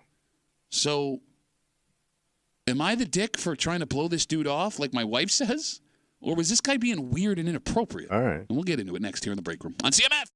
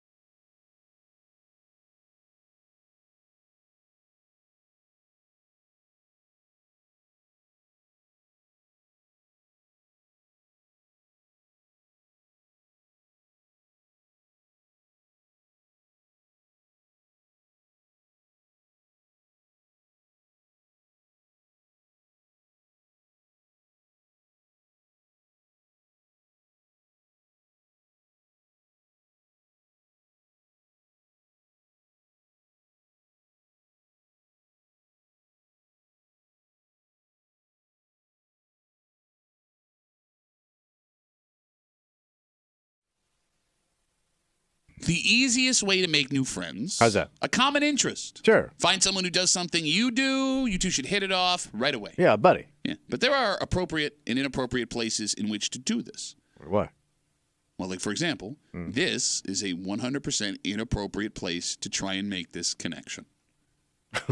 You're hanging out in the break room. Rochester's Classic Rock 96.5. WCMF, just after 9:30. It's Friday. You know what that means. No, it's time to get a little creepy. That's right. Creep Cap coming at you. And scientists are now parroting something that our mothers told us all when we were kids. Oh. And I'm convinced that this is not legitimate science. So is it a dangerous thing not to do? Well, it's not good for your mental health if you don't do this around your house. All right. And we'll tell you what it is just after 9:30 here in the break room on CMF. So it's going to be 60 tonight. Nice. Right. The weather is getting consistently nice. So you get outside.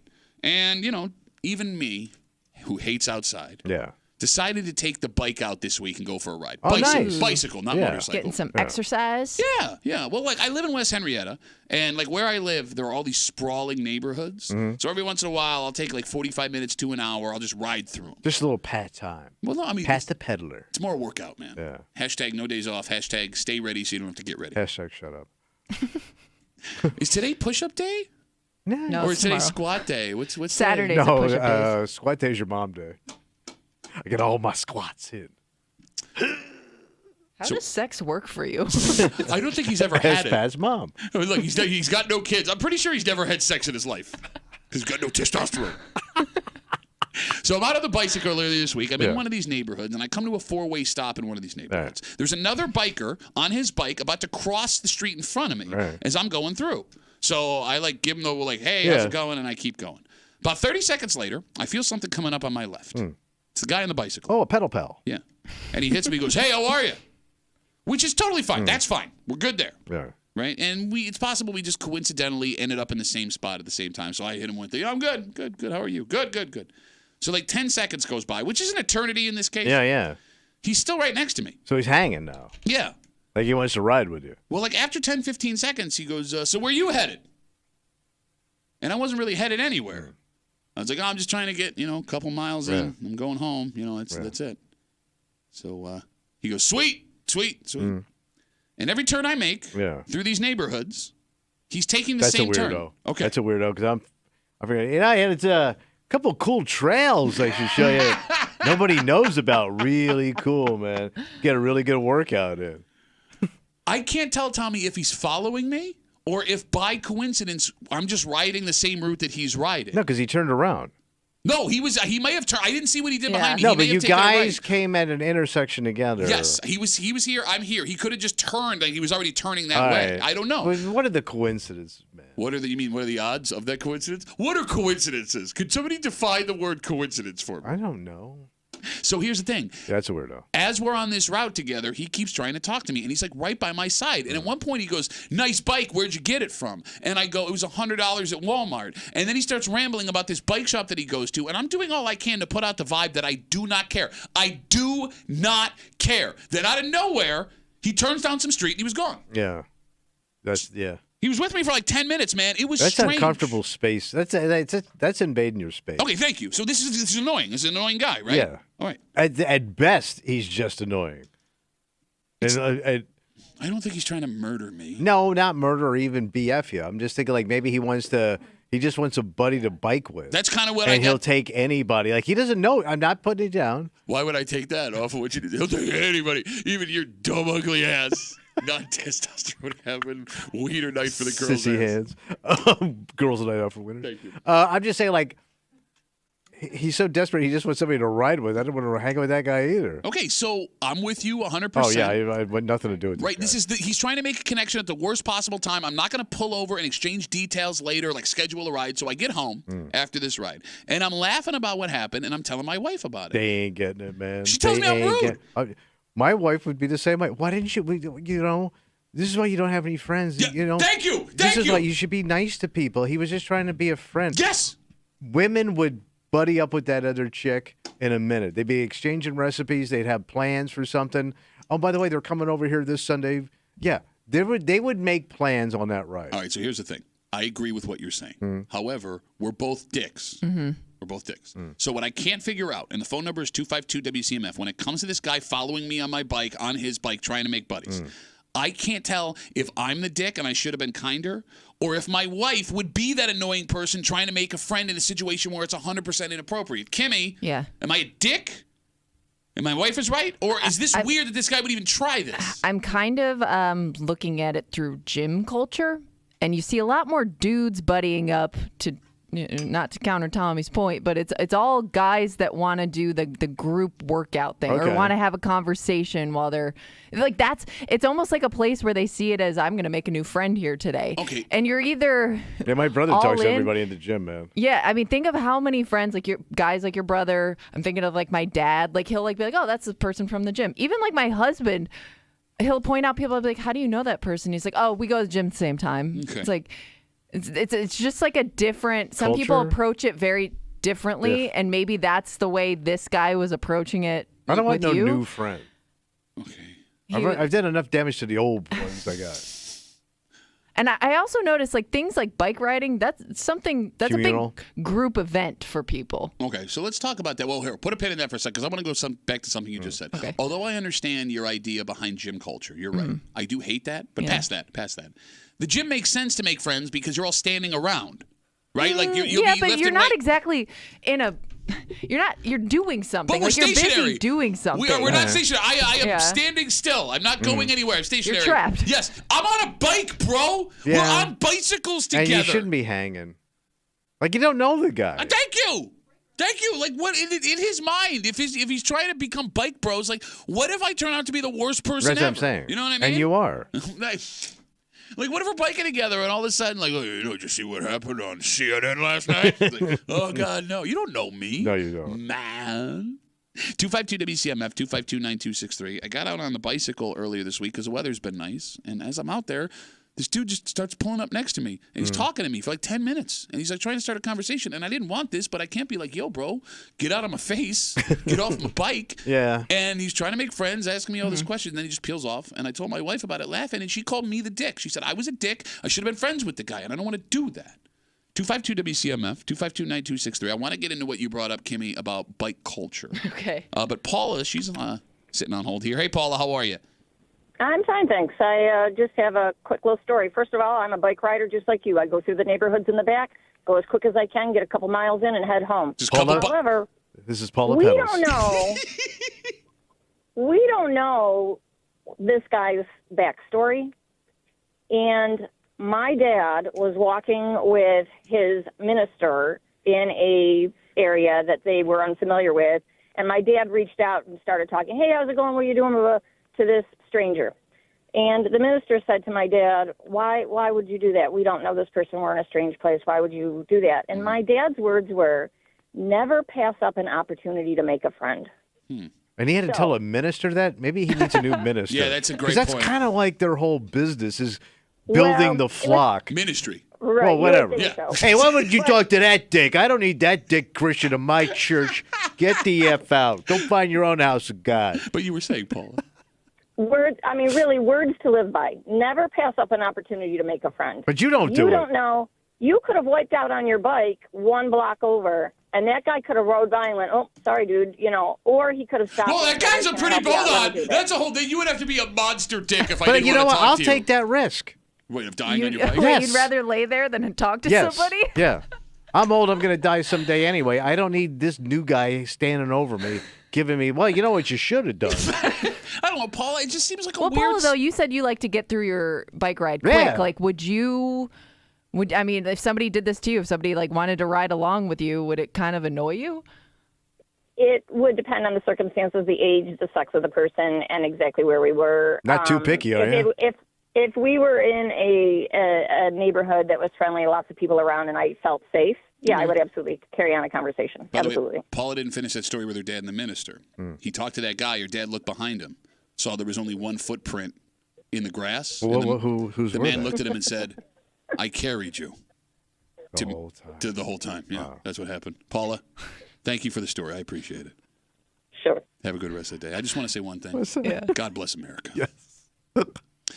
So you bring up bike culture. Mhm. And there's something about bike culture, Kimmy, that you brought up.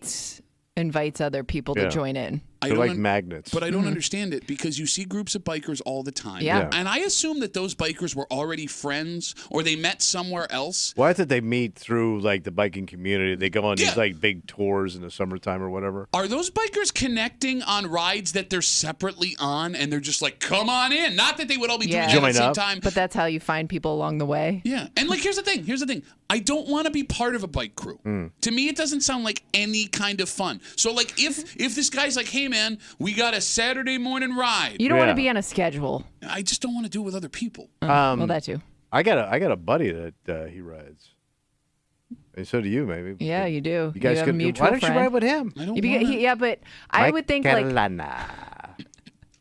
But he even has the gear. Like he is. Yeah, you could see his You know what I clearly mean? see his testicles in those shorts, from what I understand. Mm-hmm. They call him the Catalama. Or Camelana. Whatever one you want to use. Yeah. And by the way, he can't hear us because he was up late doing the draft. So, yeah, we Okay. can say all the things we want about Camelana. You got to ask yourself, why are the shorts so You got to ask yourself, why are you staring at my shorts? No, but here's the thing. Like, do I have the ability to say... No, you're kind of locked. I mean, then you look like a dick. I think you just got to ride this one out. And then just literally, and then just take another path. All right, let me ask you a next question. time. Let me ask you a question. Let's say this guy figures out where I live. He follows me, whatever. He sees where I pull in my driveway. He comes up to me and he goes, "Hey, listen, we got a bike. We got a ride together Saturday mornings. It's like 8:00 in the morning. You should come out. It's a lot of good people."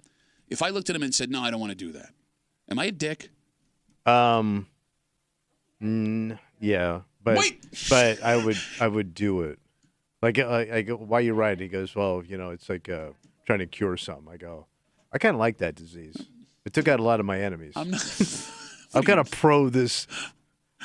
See this black wristband?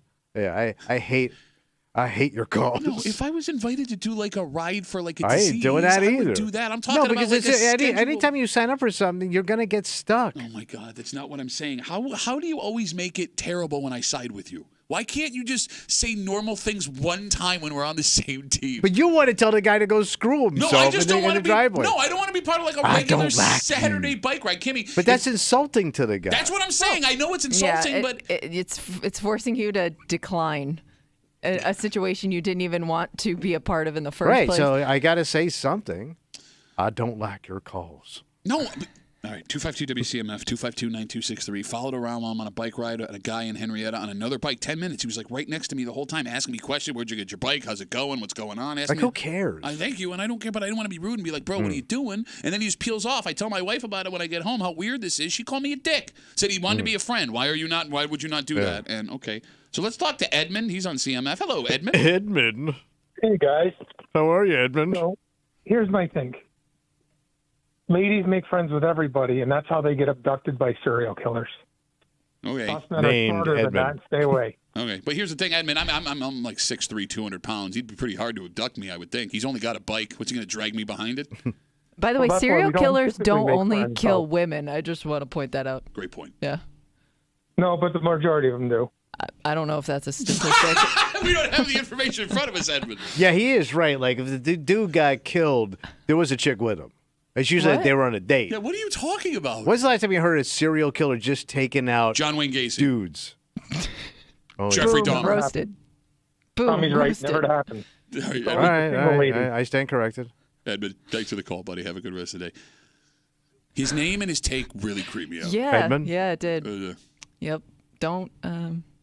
Don't call again, Edmund. I don't want to talk to you. We got Facebook messages coming in. You can always get us at WCMF for the Break Room Facebook page. Brad writes us, this happened to me on a jog, and after a few minutes, I told the guy to go away. After I saw the look on his face, I wish I didn't, and I'll never do it again. You can't do that to Wait a minute, guy. you just said the guy's a weirdo and a psycho and But get you away can't from say me. go away. That's so weak and rude. He does say on the back end, by the way, Edmund's calling back. He did say on the back end he wish he hadn't done it and he'll never do it again. He made a mistake. All right. Well, you could in a moment you wouldn't. If you're frustrated, you're running. Think about how hard it is to work out and talk at the same time. Well, but if I get trapped into something like we're doing this thing on Saturday, yeah, I probably would just agree to do it and not show up. Wait. Oh, wait, you wouldn't he knows where you live. He's going to come to your house. I don't care. Okay. Because what are you gonna I tell him would then? think that's No, a like, message. You're so stupid. Right. You don't think one more step ahead, which is not that far. If he comes to your house, hey, man, I was worried. Are you okay? Is everything okay? What do you tell him then? I'm a serial killer. And you look delicious, Edmund. My name's Edmund. 252 WCMF 252-9263. Let's take one more call. All right. Is it Joel? Joel, you're on CMF? Hey, good morning, guys. Hey, brother, what's up? Yeah, I ride, bicycles and motorized bikes, and whenever we ride, whoever's riding around, we just see them, we wave the hand, and we just wind up all riding together. You meet some great people like that. Like the one lady said, don't miss the opportunity, to meet a great friend or something like that. You can't just always judge everybody. Just There's some gems out there. Awkward. Okay, look, I'm not judging. Joel. Like, let me try. Yeah, and how do explain. you get in? Like, how do you form this group? I guess. Whoever's riding, you see them, and it's like y'all doing the same thing. So it's like we're in this together. We all look out for each other. So it just happens naturally. You just It know. just happens naturally. You don't ask for nothing. Somebody just does a U-turn and joins into the group. I don't know. It just happens. All right, It's weird. And you meet great This is like- people. This is like Forrest Gump style. Like he's just running, and then everybody's just joining in as he goes. But maybe you just have low standards. And then, you gotta be open to people, man. You gotta be friendly. You can't be out here just me mugging everybody. Get away That's from me. how I do it. That's what happens in this room every day. And I never get bit by a mosquito. But Joel, here's the And thing. then, Let me ask you a question. Let and me then- ask you a question about your theory here, all right, if you don't mind. Because, Joel, I get it. Like, what you're saying sounds inspiring. He's a friendly type. It's great. It's great. But, Joel, you also have to admit there are people you meet every day that just straight up suck. Right. And if I get stuck in a suck bike route, now I can't get out of it, right? Like, this They is my know thing. where you ride. We're buying matching tight shorts, Joel. I don't want to do any of that stuff. Oh no, it's not that deep. no, it ain't that deep. But you do find some people that aren't always the best people to be around. You get the vibes. You look at them. You can tell when you look at somebody like I shouldn't be around this person, and they're not good right now. But overall, it's mostly good people that come and Nothing be but friendly good folk out and there. introduce themselves to you. All right. Well, Joel, one more question. Do you think there are more men or women that are murdered by serial killers on an annual basis? That was another thing I was calling for. Because I'm not gonna lie, my uncle's a serial killer. Wait, what? His name is Angel Mattel. I don't know if you guys. Oh my God! Yeah, I haven't heard that name in forever.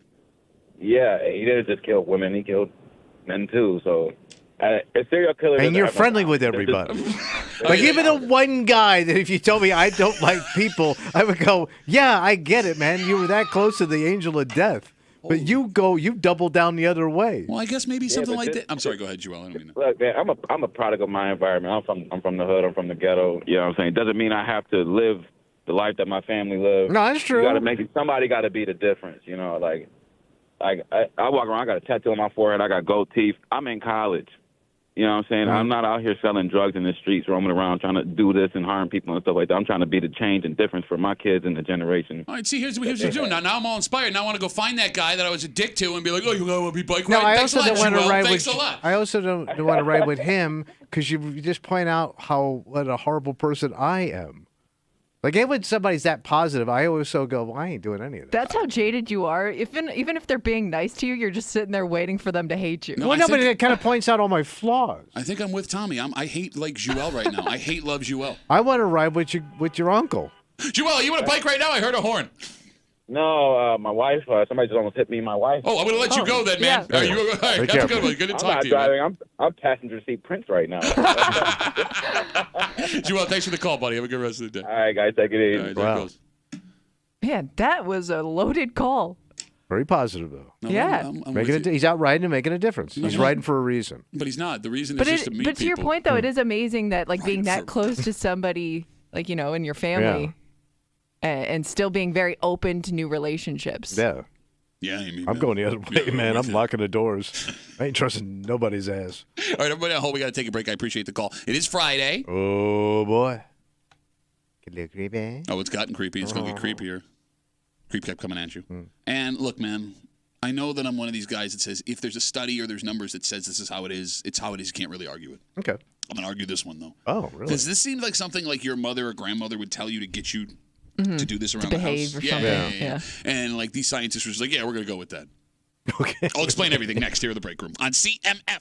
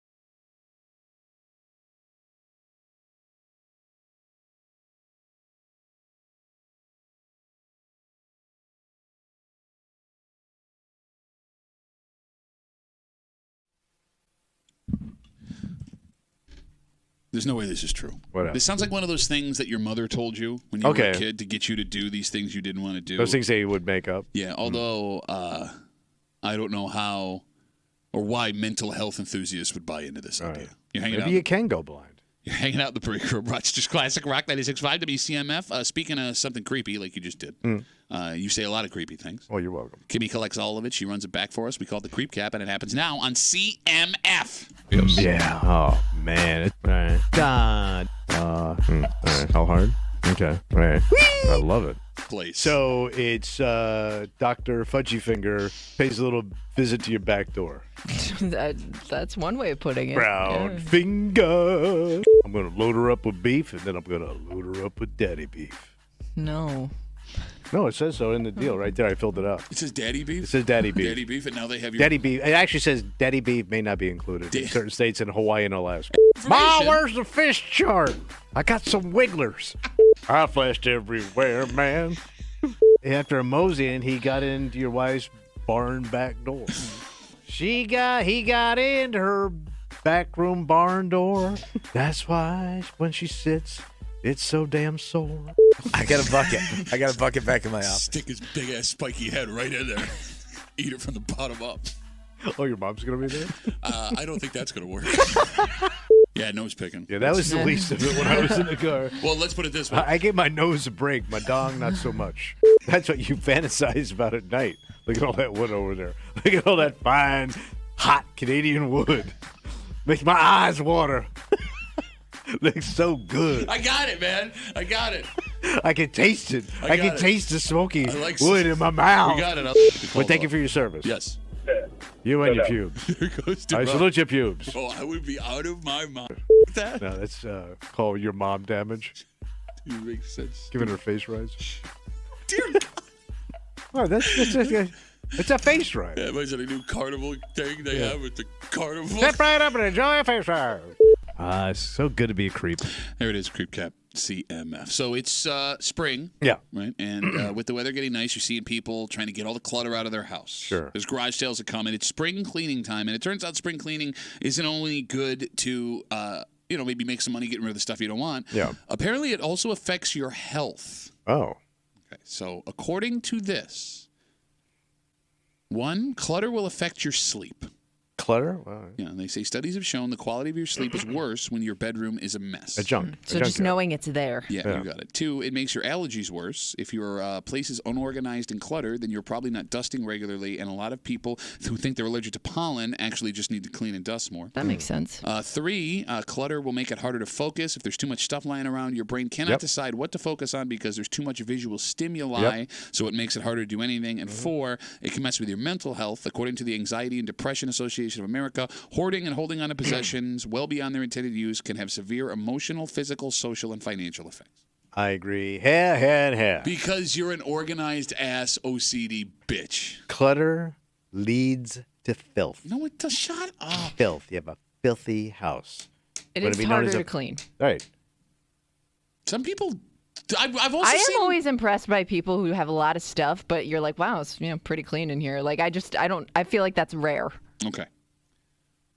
Aren't there other studies that show people that work at a cluttered desk or in a cluttered room are like secret geniuses? Okay, Like, but that doesn't reflect how you live. no, but I'm saying, like it And by the says way, here, it makes it harder to focus. If you're a genius, Okay, if you're a genius, yes. well, you're not, so I get that why you Nobody's a goddamn genius except for like 5 people. Nobody's a goddamn genius except for like 5 people. Like there's more geniuses in New York State than there are bears. So we got 5 bears, 6 geniuses. He's such not a genius. He said it wrong without realizing Such it. And not just a genius. and saw it through to the end of the thing. I mean, I would, but how do we know they wouldn't be even smarter Yeah. if Even they were geniuser. organized? No, Einstein might have missed some Even more crap. such genius. Because his sloppy ass wasn't paying attention. Maybe after the EMC thing, there was more. EMC? Yeah, maybe there was more letters he just crapped out on. I don't know. I feel so much better if things are organized. Like, It's just there like- is something so therapeutic Yes. about going through a closet or organizing like a drawer that even though I don't see it, knowing it's clean makes me feel better. And you know what it is? If you're like Kimmy and I, you get a sense of accomplishment that you slop asses don't get. Yeah, but there's no sense of anything with a slop ass. All right, here's my new theory. Ready for No this? sense of anything with the slop ass. Here's my new theory. The reason why you two get a sense of accomplishment from going through closets and drawers and tidying up and being neat. Here comes a massive insult. Oh yeah, here's why. Oh yeah. Get ready. Because you two are so You two are so self-admittedly lazy that you don't get a sense of accomplishment from anything else because you don't do anything. So something She is kills simple. herself all day around here. Look, home team. This girl does so much. I'm doing 2 jobs. You've said it yourself. You are lazy. I am lazy. Lazy. When it comes to certain things. Not when it comes to my house, though. No, but that's what I mean. Like you guys need. She knows when to turn the lazy on and when to turn it off. I'm about to blow your mind. You two need to feel a sense of push through accomplishment. the lazy to get that into a better headspace. Lazy in your house. But you were your parents like clutter people? Oh yeah, big time. Yeah. So that was kind of your normal. Where my mother was so anal, she cleaned everything. Yeah, no, I'm fully aware of that. Both things actually. Oh, her anal? Yeah. Tommy's mom was right. Tommy's right about her mom. She was very. I anal. tossed Tommy's mama. Is that what you're trying to say? I'm walking a thin line between not getting Tommy fired and his mama. And then you take your mom and you blast it past that line, much like what I'm describing a second ago. No, man, like I thrive better in chaos. I'm being completely sincere when I say that. But that's your normal. No, but like I need to control everything around me. Okay. I don't like to control other people, but I like to control everything around me. I'm not a control You don't freak. like to control other people. I You don't like to control other people. No, I like to. Who's that walking down my street? Dude, teenage boy, probably gonna murder somebody. Shut up. You can't like beer that's got mango and peach in it. I don't like to Mango control has other people. beer. No, I'm telling you, man. I understand where you're coming from. Maybe it does. But you never had anything, so you like to collect things. Well, and you had nothing as a child. That was yours. So had the a first lot of stuff. had It just some was. things. it was all broken or chipped. That was his teeth. Oh my God! You always said you had a nasty I mouth. got a busted mouth, man. My parents couldn't pay my I know your braces dental bill. So Didn't they repo him? no, like this is a true story. I got braces. Yeah. My dad stopped paying the bill, so they repossessed my mouth. I didn't know they could do that. They wouldn't take the braces off, so I had my braces on for like an extra year and a half. What did that do to your teeth? What do you look take at a him. look? What the F, man? I said you guys were lazy. You're coming in, taking shots at my grill. Oh, it's gonna get worse too. See, that's how I know I hurt you, man. 252 WCMF. Again, study with spring cleaning coming up here says that the clutter in your house not only affects your sleep, it makes your allergies worse, it makes it harder to focus, and will mess with your mental health. Let's talk to Jeremy. Hey, Jeremy. What's up, buddy?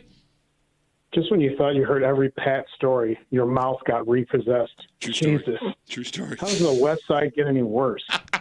Anyways, if you can't already tell from my calls over the years, I come from a family of severe mental illness, and it's rubbed off on me.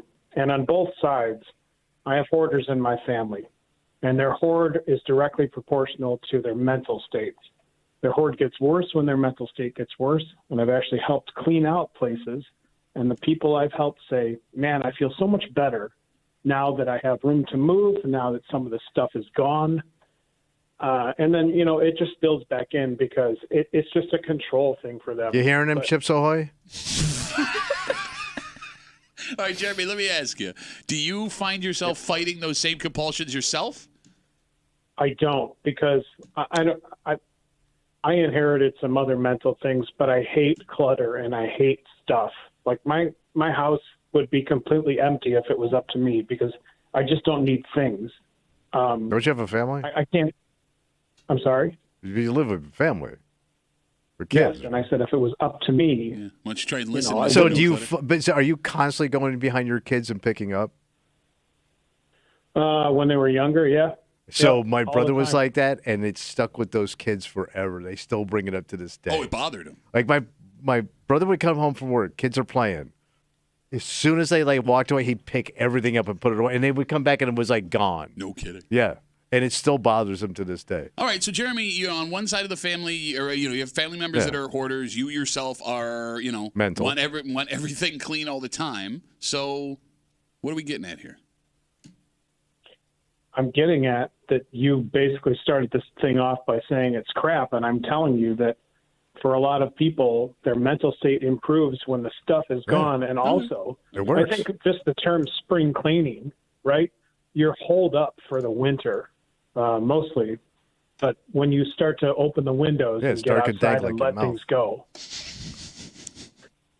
Your Well, you're winter really trying mouth to in hurt the spring. yourself today, aren't you? You got winter mouth and springtime face. I'm going to find something that hurts you, and I am going to never let it go. Never. Let That's it go. every day in his room. What's that? What'd you say, Jeremy? Winter mouth is what we called Tommy's mom. Disgusting, dark, dank. What the hell did she do to you? You never even met my mother. Oh, he met your mother. Everybody's met your mother. You know that show called How I Met Your actually- Mother? If it was about your mother, it would still be on. I actually did meet Edie Muley one time. You did But that's not a meet story my for another mother. time. All right, well, I can't wait to hear it. And that's a great tease, Jeremy. Thanks for the call, buddy. I really appreciate it. Bye, Nick.